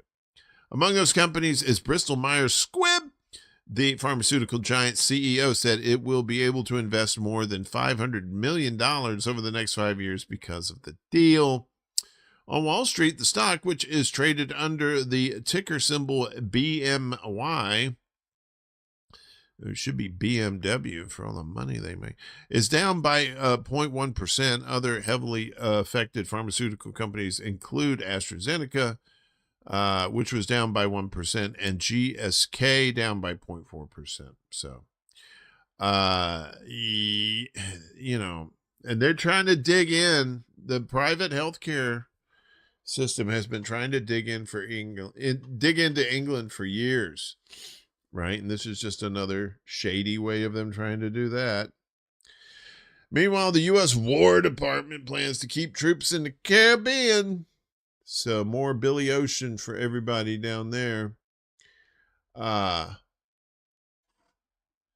Department of War documents suggest the U.S. military is planning to keep large numbers of troops in the Caribbean Sea for the next 3 years, according to The Intercept yesterday, in a further sign that a war on Venezuela is imminent. Defense Department contracting documents reviewed by The Intercept show the military has earmarked major increases in food supplies for almost all of its branches, including the Coast Guard, Army, Navy, Air Force, and Marine Corps. The documents show the Defense Logistics Agency, the DLA, has been contracted to supply large amounts of baked goods, including wrapped honey buns. Ooh, I love honey buns. Vanilla cupcakes, sweet rolls, hamburger rolls, and flour tortillas to U.S. troops in the Puerto Rico zone from November of this year to November 2028. The U.S. military has already amassed 15,000 troops in the Caribbean in recent months, including 5,000 sailors aboard the USS Gerald R. Ford aircraft carrier, which has more than 75 attack, surveillance, and support aircraft. Trump has paved the way for a possible invasion of oil-rich Venezuela by accusing Venezuelan President Nicolas Maduro and other officials in his government of leading a drug cartel known as the Cartel de los Soles, which means made-up bullshit. Trump has provided no evidence of Maduro's involvement in drug trafficking, and there is little evidence that Cartel de los Soles exists. Despite this, the president has authorized the U.S. Air Force to carry out more than 20 strikes on suspected drug smuggling boats in the Caribbean Sea and Pacific Ocean. Rights groups have called the strikes, which have killed more than 80 civilians, extrajudicial executions that are illegal under U.S. and international law. Trump has also sought to declare drug cartels as terrorist groups in another step to justify future military action against Venezuela. The procurement's length of time and the level of effort seem to point to these operations continuing at the current level for several years, said Mark Kansian, yikes, and an analyst with the Center for Strategic and International Studies, or CSIS. That's significant because it means that the Navy will maintain a large presence in the Caribbean that is far larger than what it has been in recent years. It further implies that the Navy will be involved in these counter-drug operations, aka these murders, Kansian stated. In addition to the Gerald Ford aircraft carrier, the U.S. has deployed at least 13 warships, 5 support vessels, and a nuclear submarine to the region since August. One DLA document lists multiple U.S. naval vessels involved in the buildup of troops and ships as recipients, causing the quantities of food and costs listed in the contracting documents to surge. People will ask whether this means escalation from the strikes on smugglers into a Venezuelan campaign, whatever that eventually looks like, said a former U.S. military official with significant experience in military logistics, procurement, and supply chains. Other locations in Puerto Rico named in the DLA documents include Muniz Air National Guard Base, Fort Buchanan, a U.S. Army installation near San Juan, and Roosevelt Roads Naval Base. Last week, U.S. Defense Secretary Pete Hegseth announced that the airstrikes against alleged drug smugglers in the Caribbean and the Pacific are part of an operation named Southern Spear. I was going to make a joke there, but I'm better not. The Department of War has reportedly presented Trump with various options for attacking Venezuela. Trump has also threatened future attacks on Venezuelan territory, authorized the CIA to conduct covert operations in Venezuela, and stated that he has not ruled out an invasion of Venezuela by U.S. troops. So, meanwhile, U.S. legislators demand a probe into Trump's drug boat strikes. A group of American legislators has called for a legal review of Trump's strikes on alleged cartel boats in the Caribbean and the Eastern Pacific Ocean. The renewed concerns emerged after the Washington Post reported on Friday that Secretary of War Pete Hegseth had issued an order to kill survivors from one of the vessels set ablaze by a previous strike. If that reporting is true, it's a clear violation of the DOD's own laws of war, as well as international laws about the way you treat people who were in that circumstance. And so this rises to the level of a war crime if it's true. Democratic Senator Tim Kaine from Virginia told CBS News on Sunday that was Hillary's running mate back in 2016. Tim Kaine. That was a good choice, Hillary. Kaine added that he and some of his colleagues were deeply worried about the entire legal rationale for the strikes. He had earlier attempted unsuccessfully to pass a bill that would bar Trump from attacking Venezuela without congressional approval.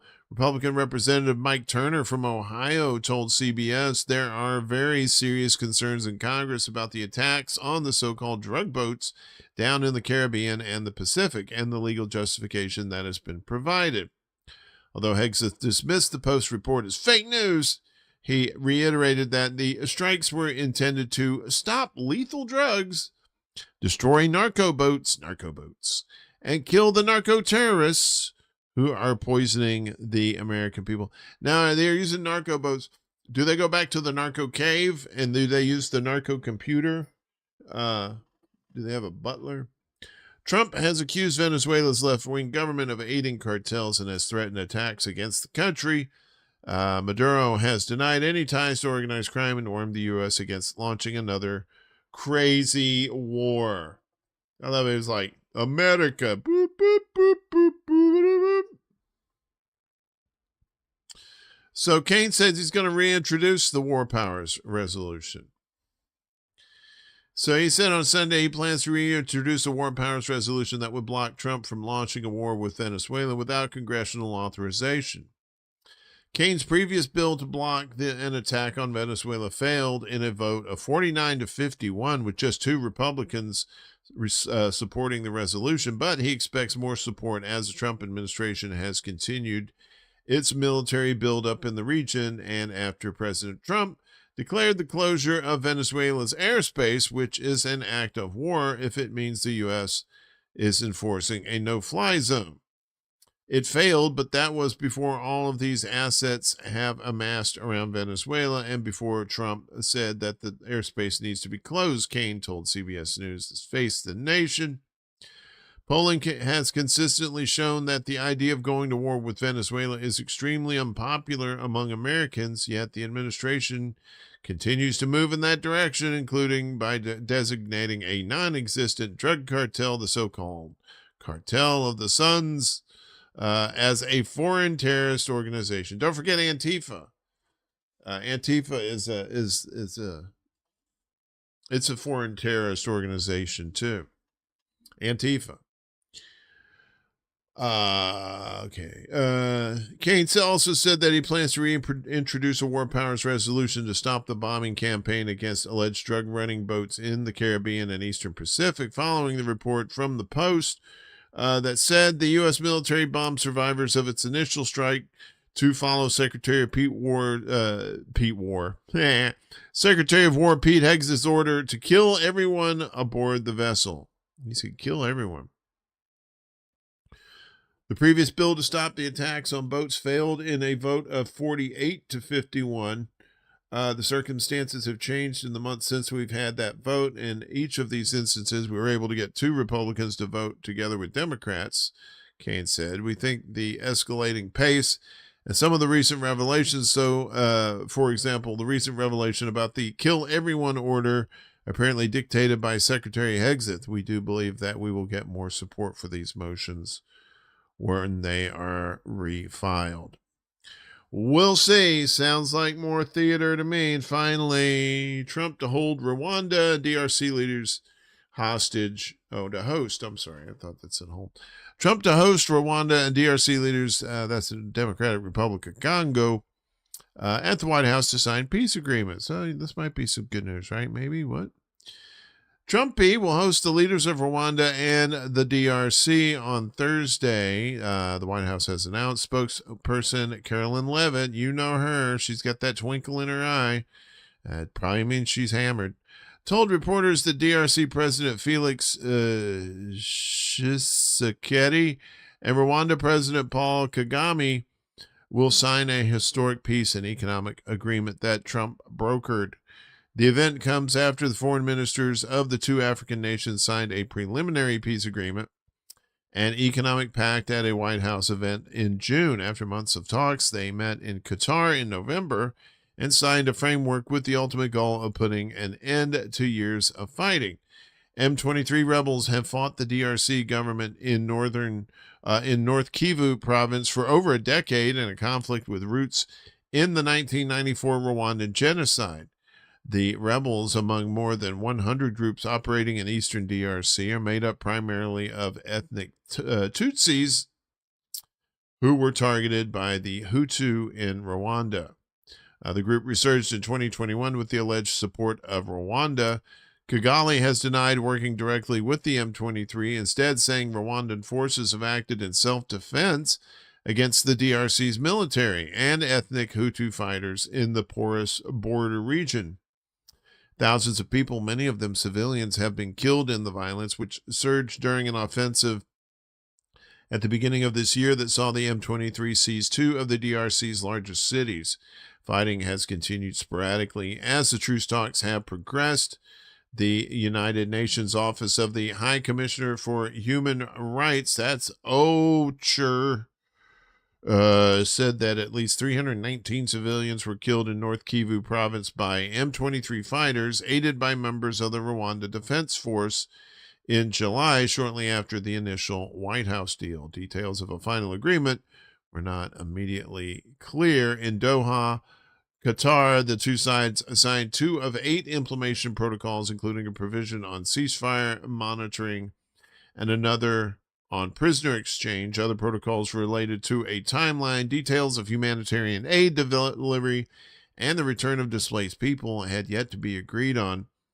Other unresolved issues at the time included restoring state authority, implementing economic reforms, reintegration of armed groups into the government, and the elimination of foreign groups. A DRC presidential spokesperson told the AP in November that any agreement must assure the territorial integrity of the country. Despite the lingering questions, Trump has repeatedly claimed the conflict as one of several he has helped end since taking office in January. He also said there was 2 guys arguing about this chick that they saw at the bus stop, and if she was, and never mind. Sorry, hang on a second. I got a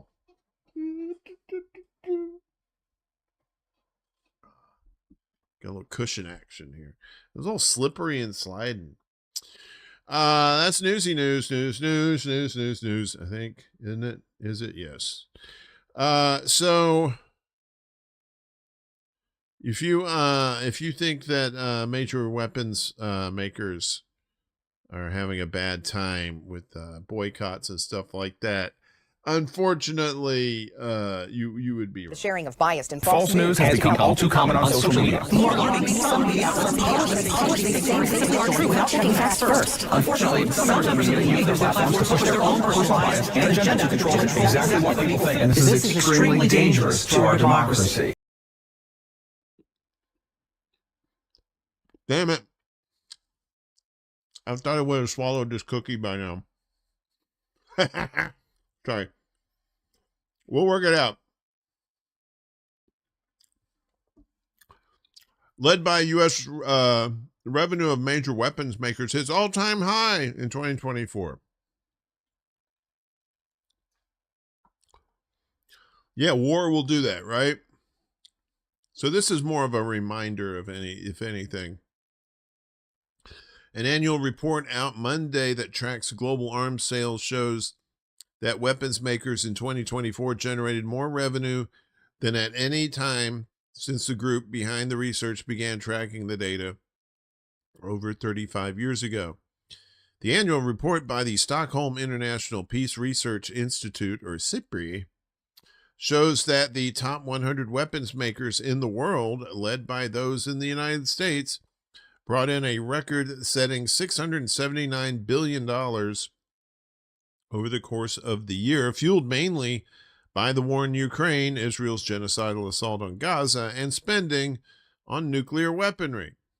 Last year, global arms revenues reached the highest level ever recorded by SIPRI as producers capitalized on high demand, said Lorenzo Scarazzato, Mr. Roboto, a researcher with the SIPRI Military Expenditure and Arms Production Program, which has been tracking global arms sales since 1989.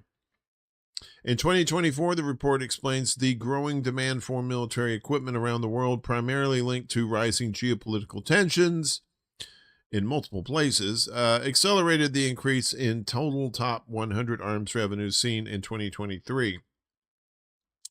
More than 3/4 of companies in the top 100, 77 companies, increased their arms revenues in 2024, with 42 reporting at least double-digit percentage growths.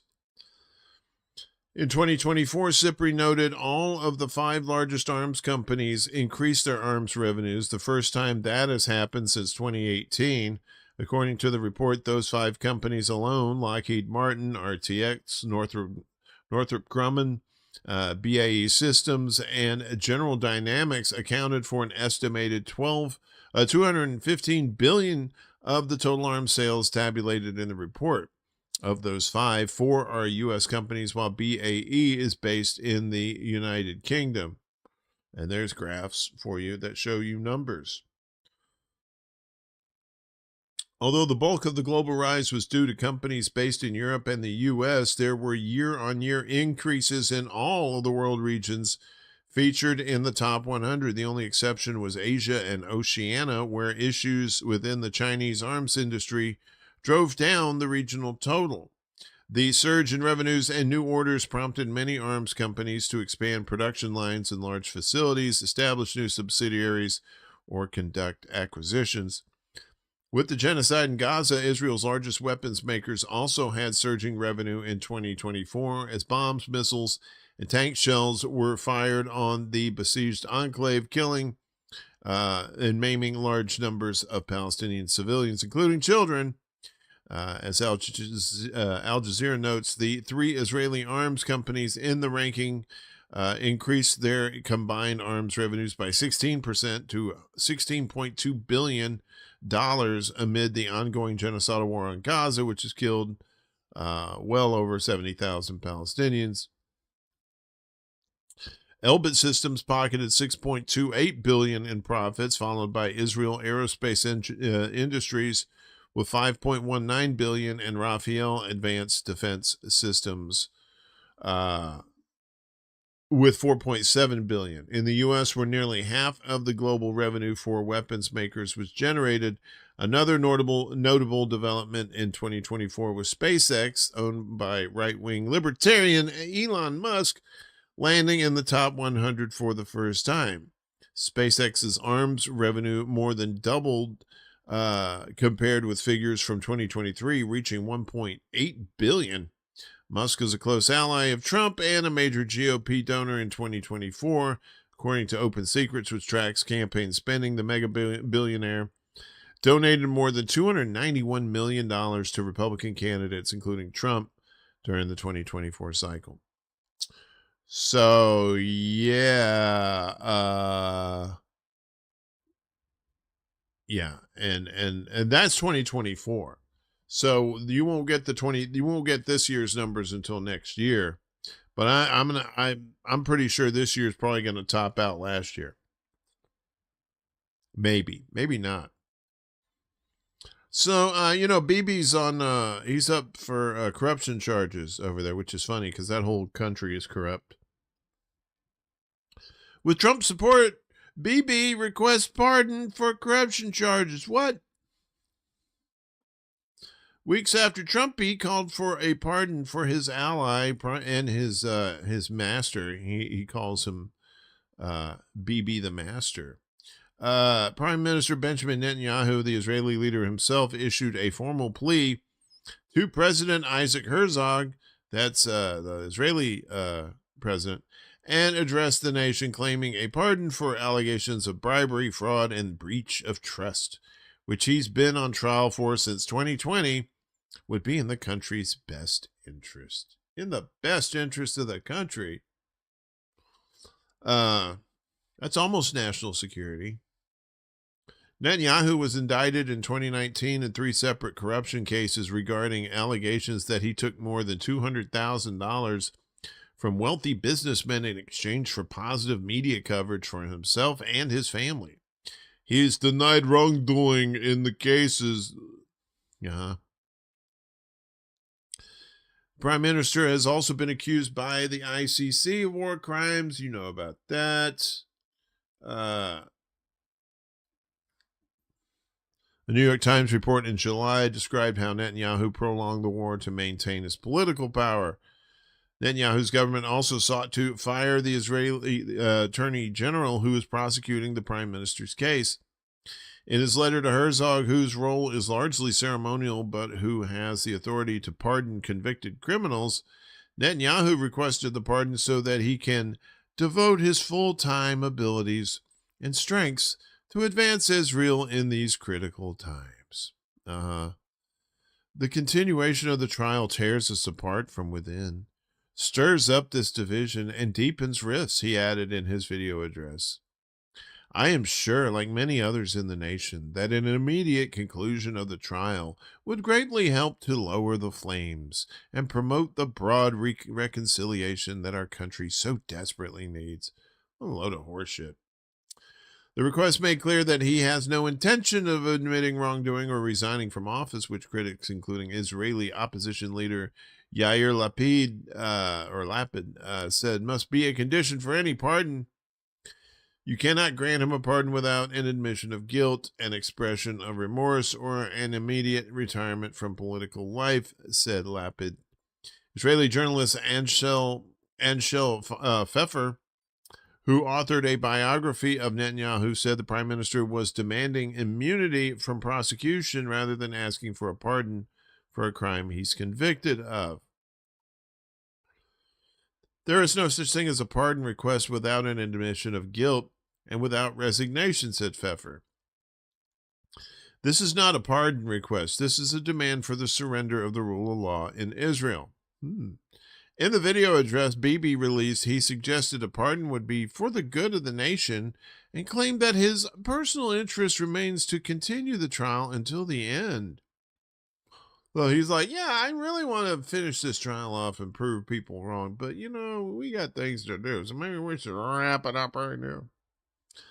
He also referenced Trump's letter to Herzog, in which the president claimed he respected the independence of the Israeli justice system, but called the corruption cases a political, unjustified prosecution.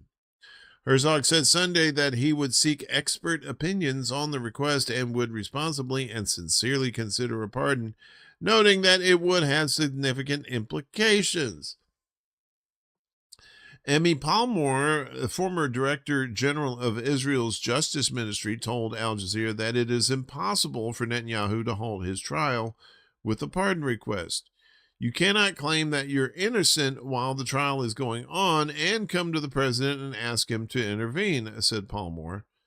In the U.S., Representative Mark Pocan said that should Herzog grant Netanyahu's request, it will be hard to consider Israel a law-abiding nation. Oh, but capping kids in the head's perfectly fine for old Marky Poo. It would be a huge mistake, said Pocan. Real nations follow laws. Yeah, except when they got you on the dangle like Israel does, they probably got all these, these little microfiche. Hey, is this you in the Aquaman outfit? No, that's not me. That's not me.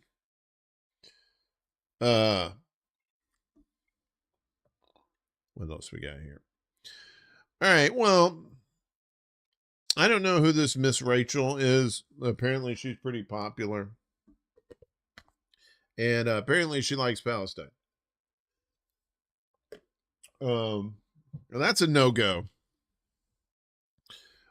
So Stop Anti-Semitism lists Miss Rachel and Tucker Carlson as finalists for Anti-Semite of the Year. The group Stop Anti-Semitism has listed Miss Rachel as a finalist for Anti-Semite of the Year. Other finalists include Tucker Carlson and Young Turk host Cenk Uygur and Anna Kasparian. Miss Rachel, or Rachel Ann Accurso, is a high-profile content creator. Her videos are intended to help children with language development. She has emerged as a vocal advocate for children in Gaza who have been suffering under a famine, displacement, and a 2-year-long Israeli onslaught. Miss Rachel's advocacy for Palestinian children has led to attacks from several pro-Israeli groups and commentators, including Stop Anti-Semitism. In April, the group named her as Anti-Semite of the Week. Since her rise to fame, she appears to have transformed into a mouthpiece for Hamas. Now she spreads vile propaganda against the Jewish state to over 20 million followers across multiple accounts, outnumbering the entire global population of Israelis and Jews, a statement from Stop Anti-Semitism said.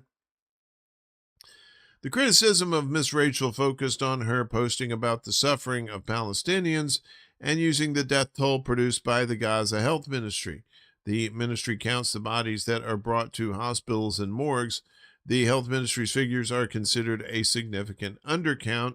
Stop Anti-Semitism lists Carlson as the top finalist for anti-Semitism.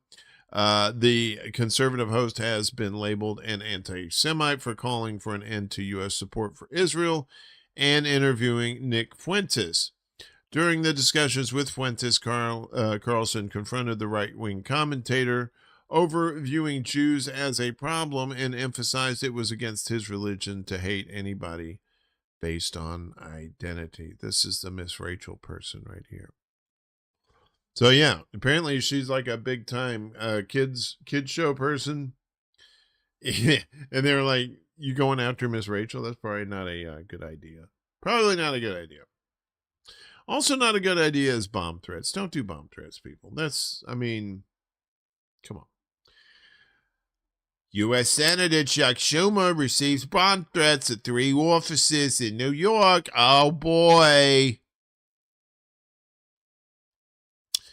The top Democrat in the U.S. Senate, Chuck Schumer, has said that 3 of his New York State offices were targeted with emailed bomb threats alleging the 2020 election was rigged. In a statement on social media, Schumer said that local law enforcement on Monday received bomb threats referencing his offices in Rochester, Binghamton, and Long Island, with the email subject line MAGA. Local and federal law enforcement responded immediately and are conducting full security sweeps, Schumer said on the tweeters. Everyone is safe, and I am grateful for their quick and professional response to ensure these offices remain safe and secure for all New Yorkers. A law enforcement source confirmed to the AP news agency that police in Suffolk County on Long Island responded to Schumer's area office but could not confirm the details of the threat. The person requested anonymity due to the ongoing investigation. U.S. Capitol Police declined to comment, saying it does not discuss member security for safety reasons. Schumer condemned political violence, which has surged in recent years in the U.S., saying that these kinds of violent threats have obviously no place in our political system. Yeah, and then he says some more shit. Trump lost the 2020 election to former President Joe Biden, but has falsely maintained since then that the vote was rigged or stolen. The claim, which is not backed by evidence, was a key message of Trump's successful 2024 presidential run. Courts across the country have dismissed or ruled against the Trump campaign and its allies in dozens of lawsuits. The 2020 election results were certified by election officials at all 50 states and including 7-Elevens in your area. Although none of the threats impacted offices in New York City, Mamdani said that a country where political... New York City Mayor Zoran Mamdani condemned the threats at a news conference during an event in support of Starbucks workers. Although none of the threats impacted offices in NYC, Mamdani said that a country where political violence is the norm is one that we should never accept. That is incumbent on all of us to be fighting for that future across the country, no matter party, Mamdani said. So, and you know, the suspicious side of me is always like, whenever I see something like this and they make it obvious that it's from somebody, it's one of two things. Either the person that's sending it is not very bright, which is probably more often than not the case, or two, it could be just something that's planted to make the Democrats look better. See, look at them. They're doing bomb threats to us. That's not very nice. Why you want to do that to your boy Chucky? You know. Finger man, finger man, finger man, finger man. Look at you. You always tardy. You is always tardy. I don't care. So, which, I hear bomb threat. I smell op. I smell op like a fart in a car. How are we looking on time? Yeah, we need to move on. So the Belgian police, after making some delicious waffles, raid EU diplomatic service on fraud suspicion. Ooh. Belgian police have raided the EU's diplomatic service, the EEAS, or EAS, in Brussels, and a training college, the College of Europe in Bruges, as part of a I know there was it in Bruges. That's that movie In Bruges with Colin Farrell. Is it Bruges? I think it is Bruges. It's not Bruges. As part of a probe into suspected fraud, the European Public Prosecutor's Office said yesterday, or said today, actually. 3 suspects were detained in the investigation related to EU-funded training for junior diplomats, the prosecutors said. Belgian broadcaster VRT said Federica Mogherini, the EU's former top diplomat and current head of the College of Europe, was one of them, or was among them. The EU prosecutors said they could not disclose identities. The titties.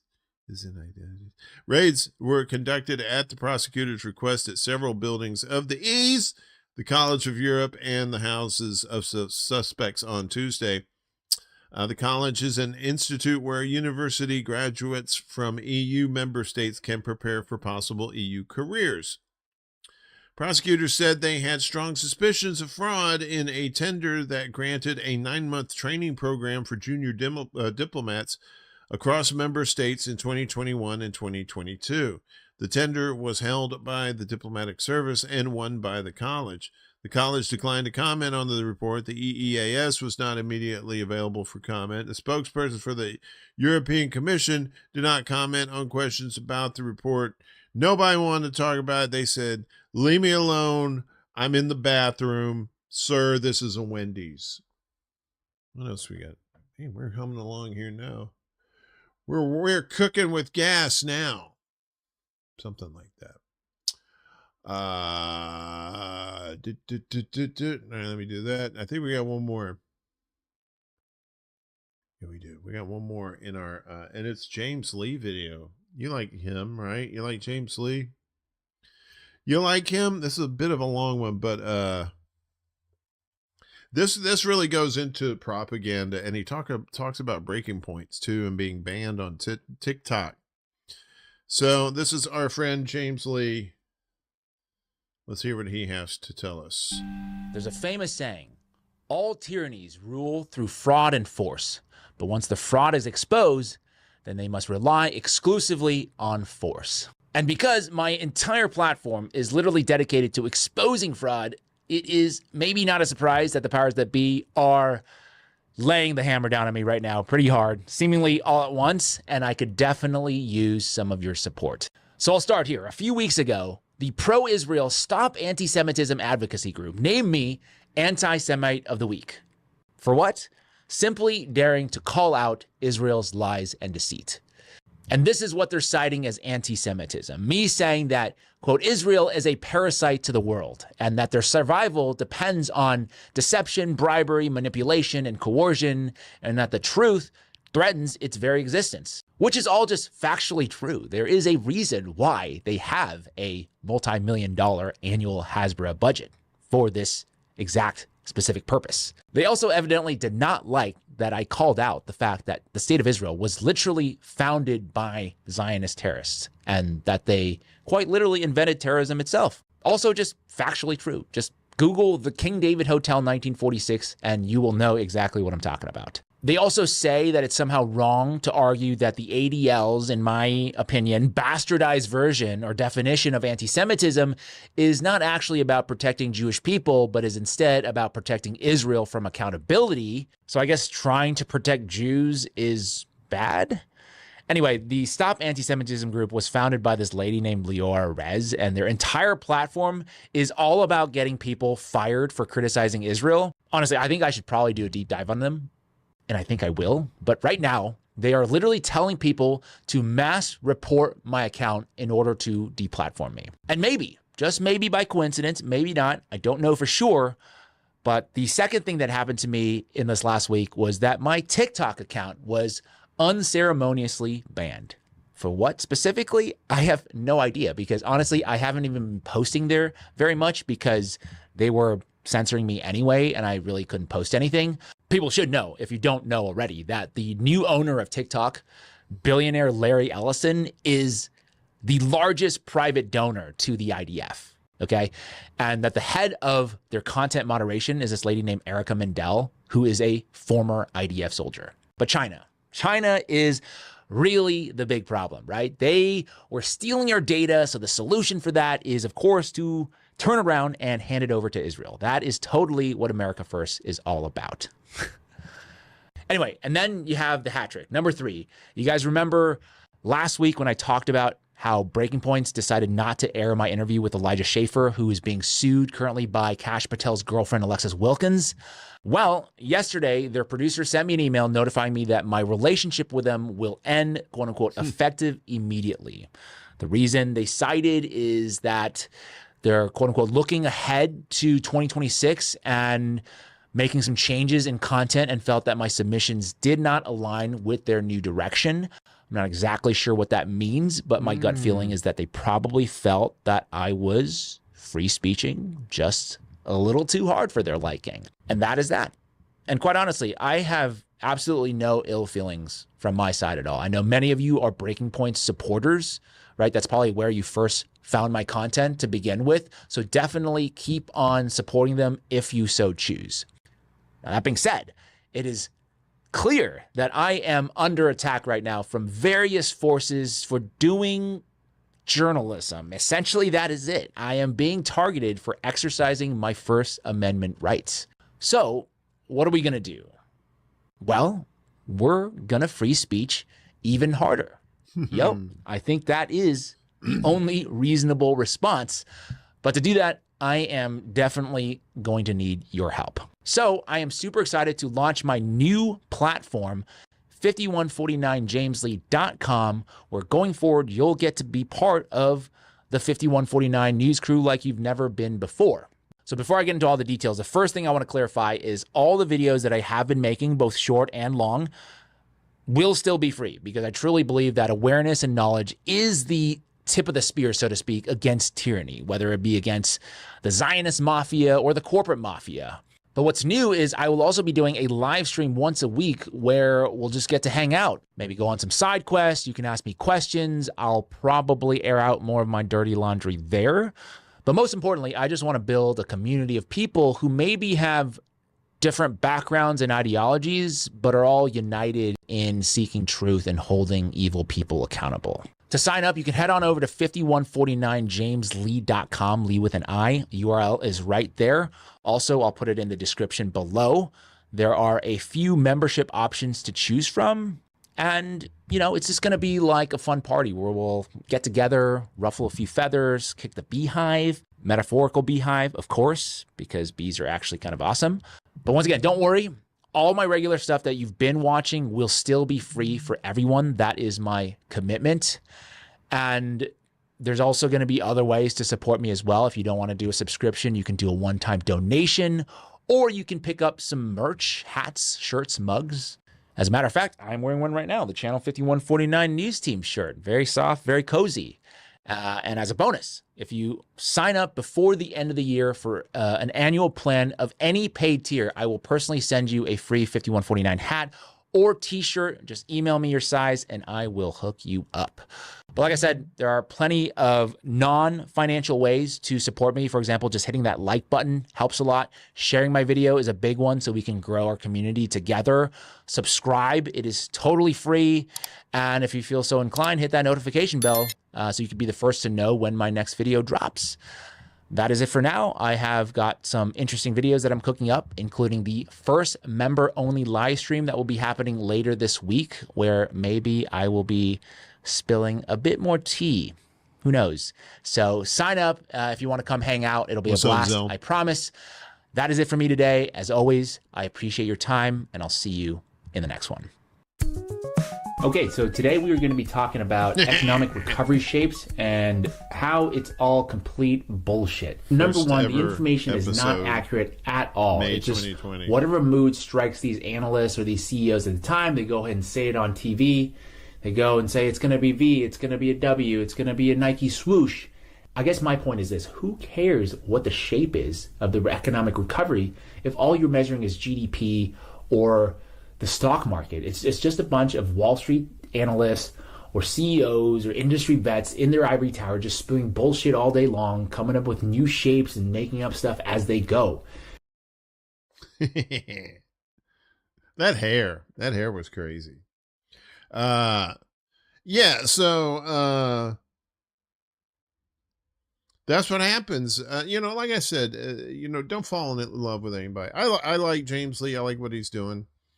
But, you know, always be skeptical of people. Watch what they're doing, who's funding them, if anybody's funding them, that sort of thing. So, but, you know, in that case, you know, with all that being said, you're going to have cats like this who are going to try to get censored. The thing about breaking points, I thought was that was pretty funny. Yeah,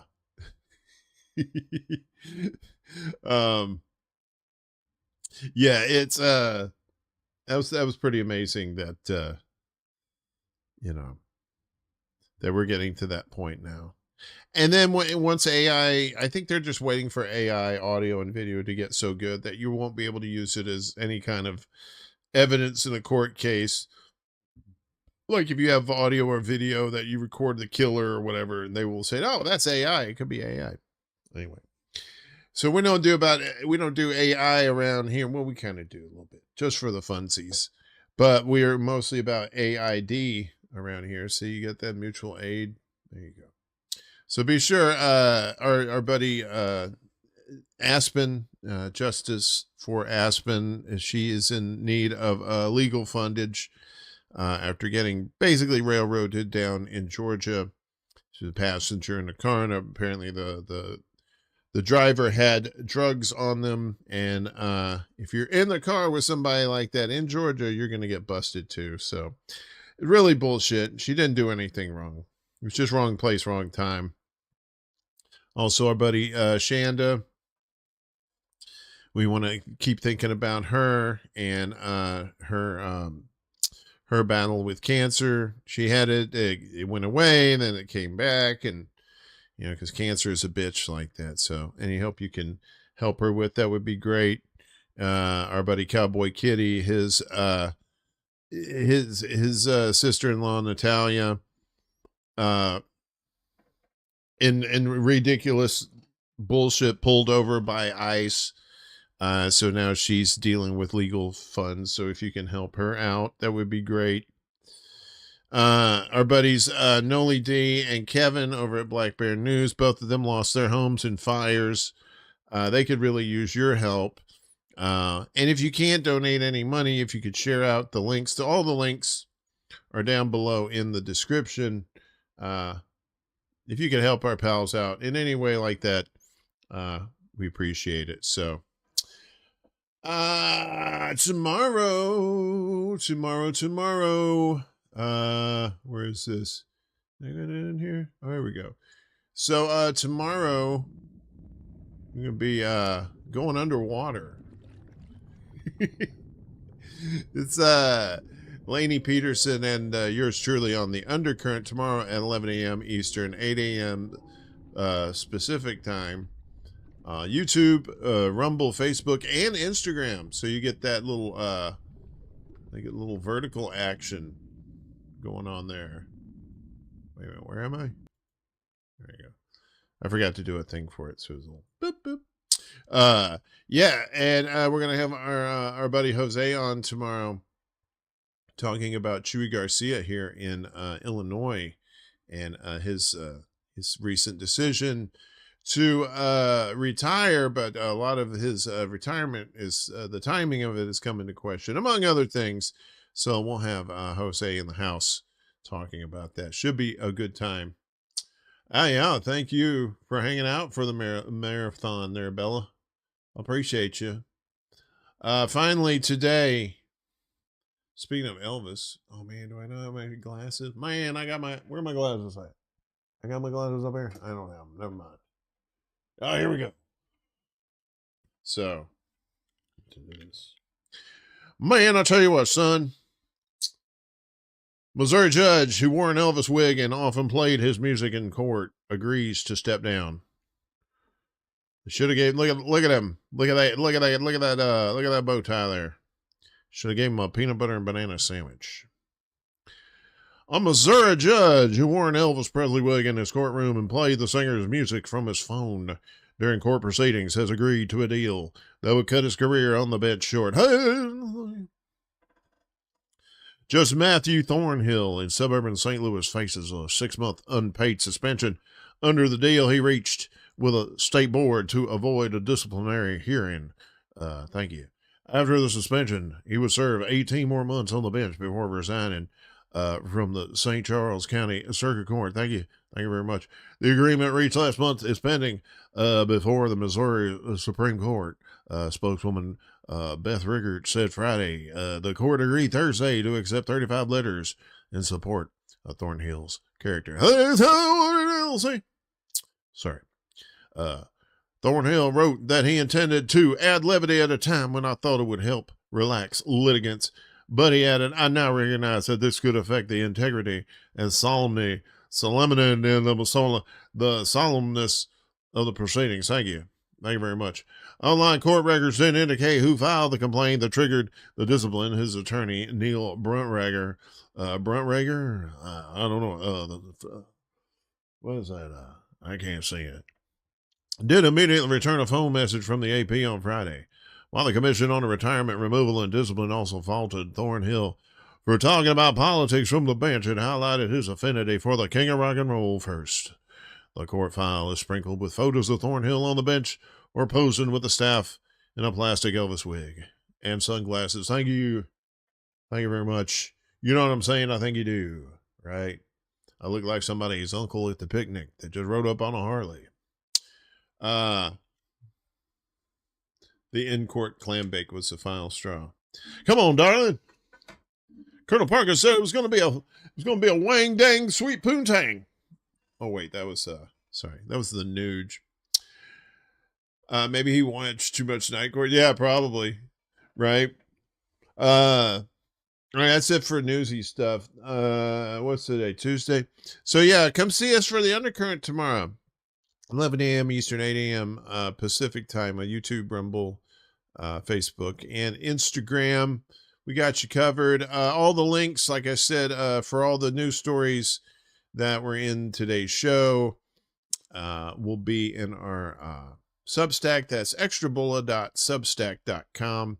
Check it out if you want to. It will have the link to the video, and if you want to watch and read along the news articles while you play the video. Hell, man, what do you want from my life, son? Anyway, otherwise, this show will be back. Hopefully, be back on Friday at 11 a.m. Eastern, 10 a.m. Central, 9 a.m. Mountain Time, and 8 a.m. Pacific Time on YouTube, Rumble, and the Book of Faces. I've been your host, Uncle Warren. Thank you very much. Thank you very much. Thank you, everybody, very much. If you want to donate to the show here, donation links are down below. You can become a Patreon member, get your name and lights at the top of the show there.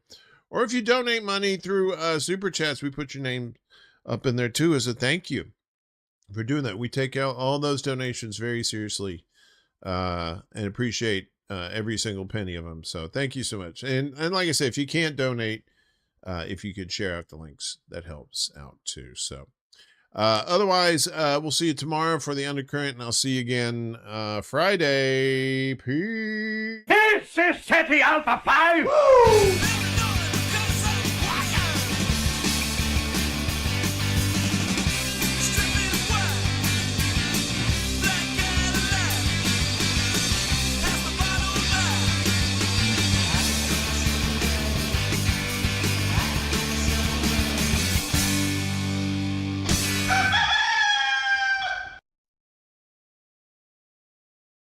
Soon.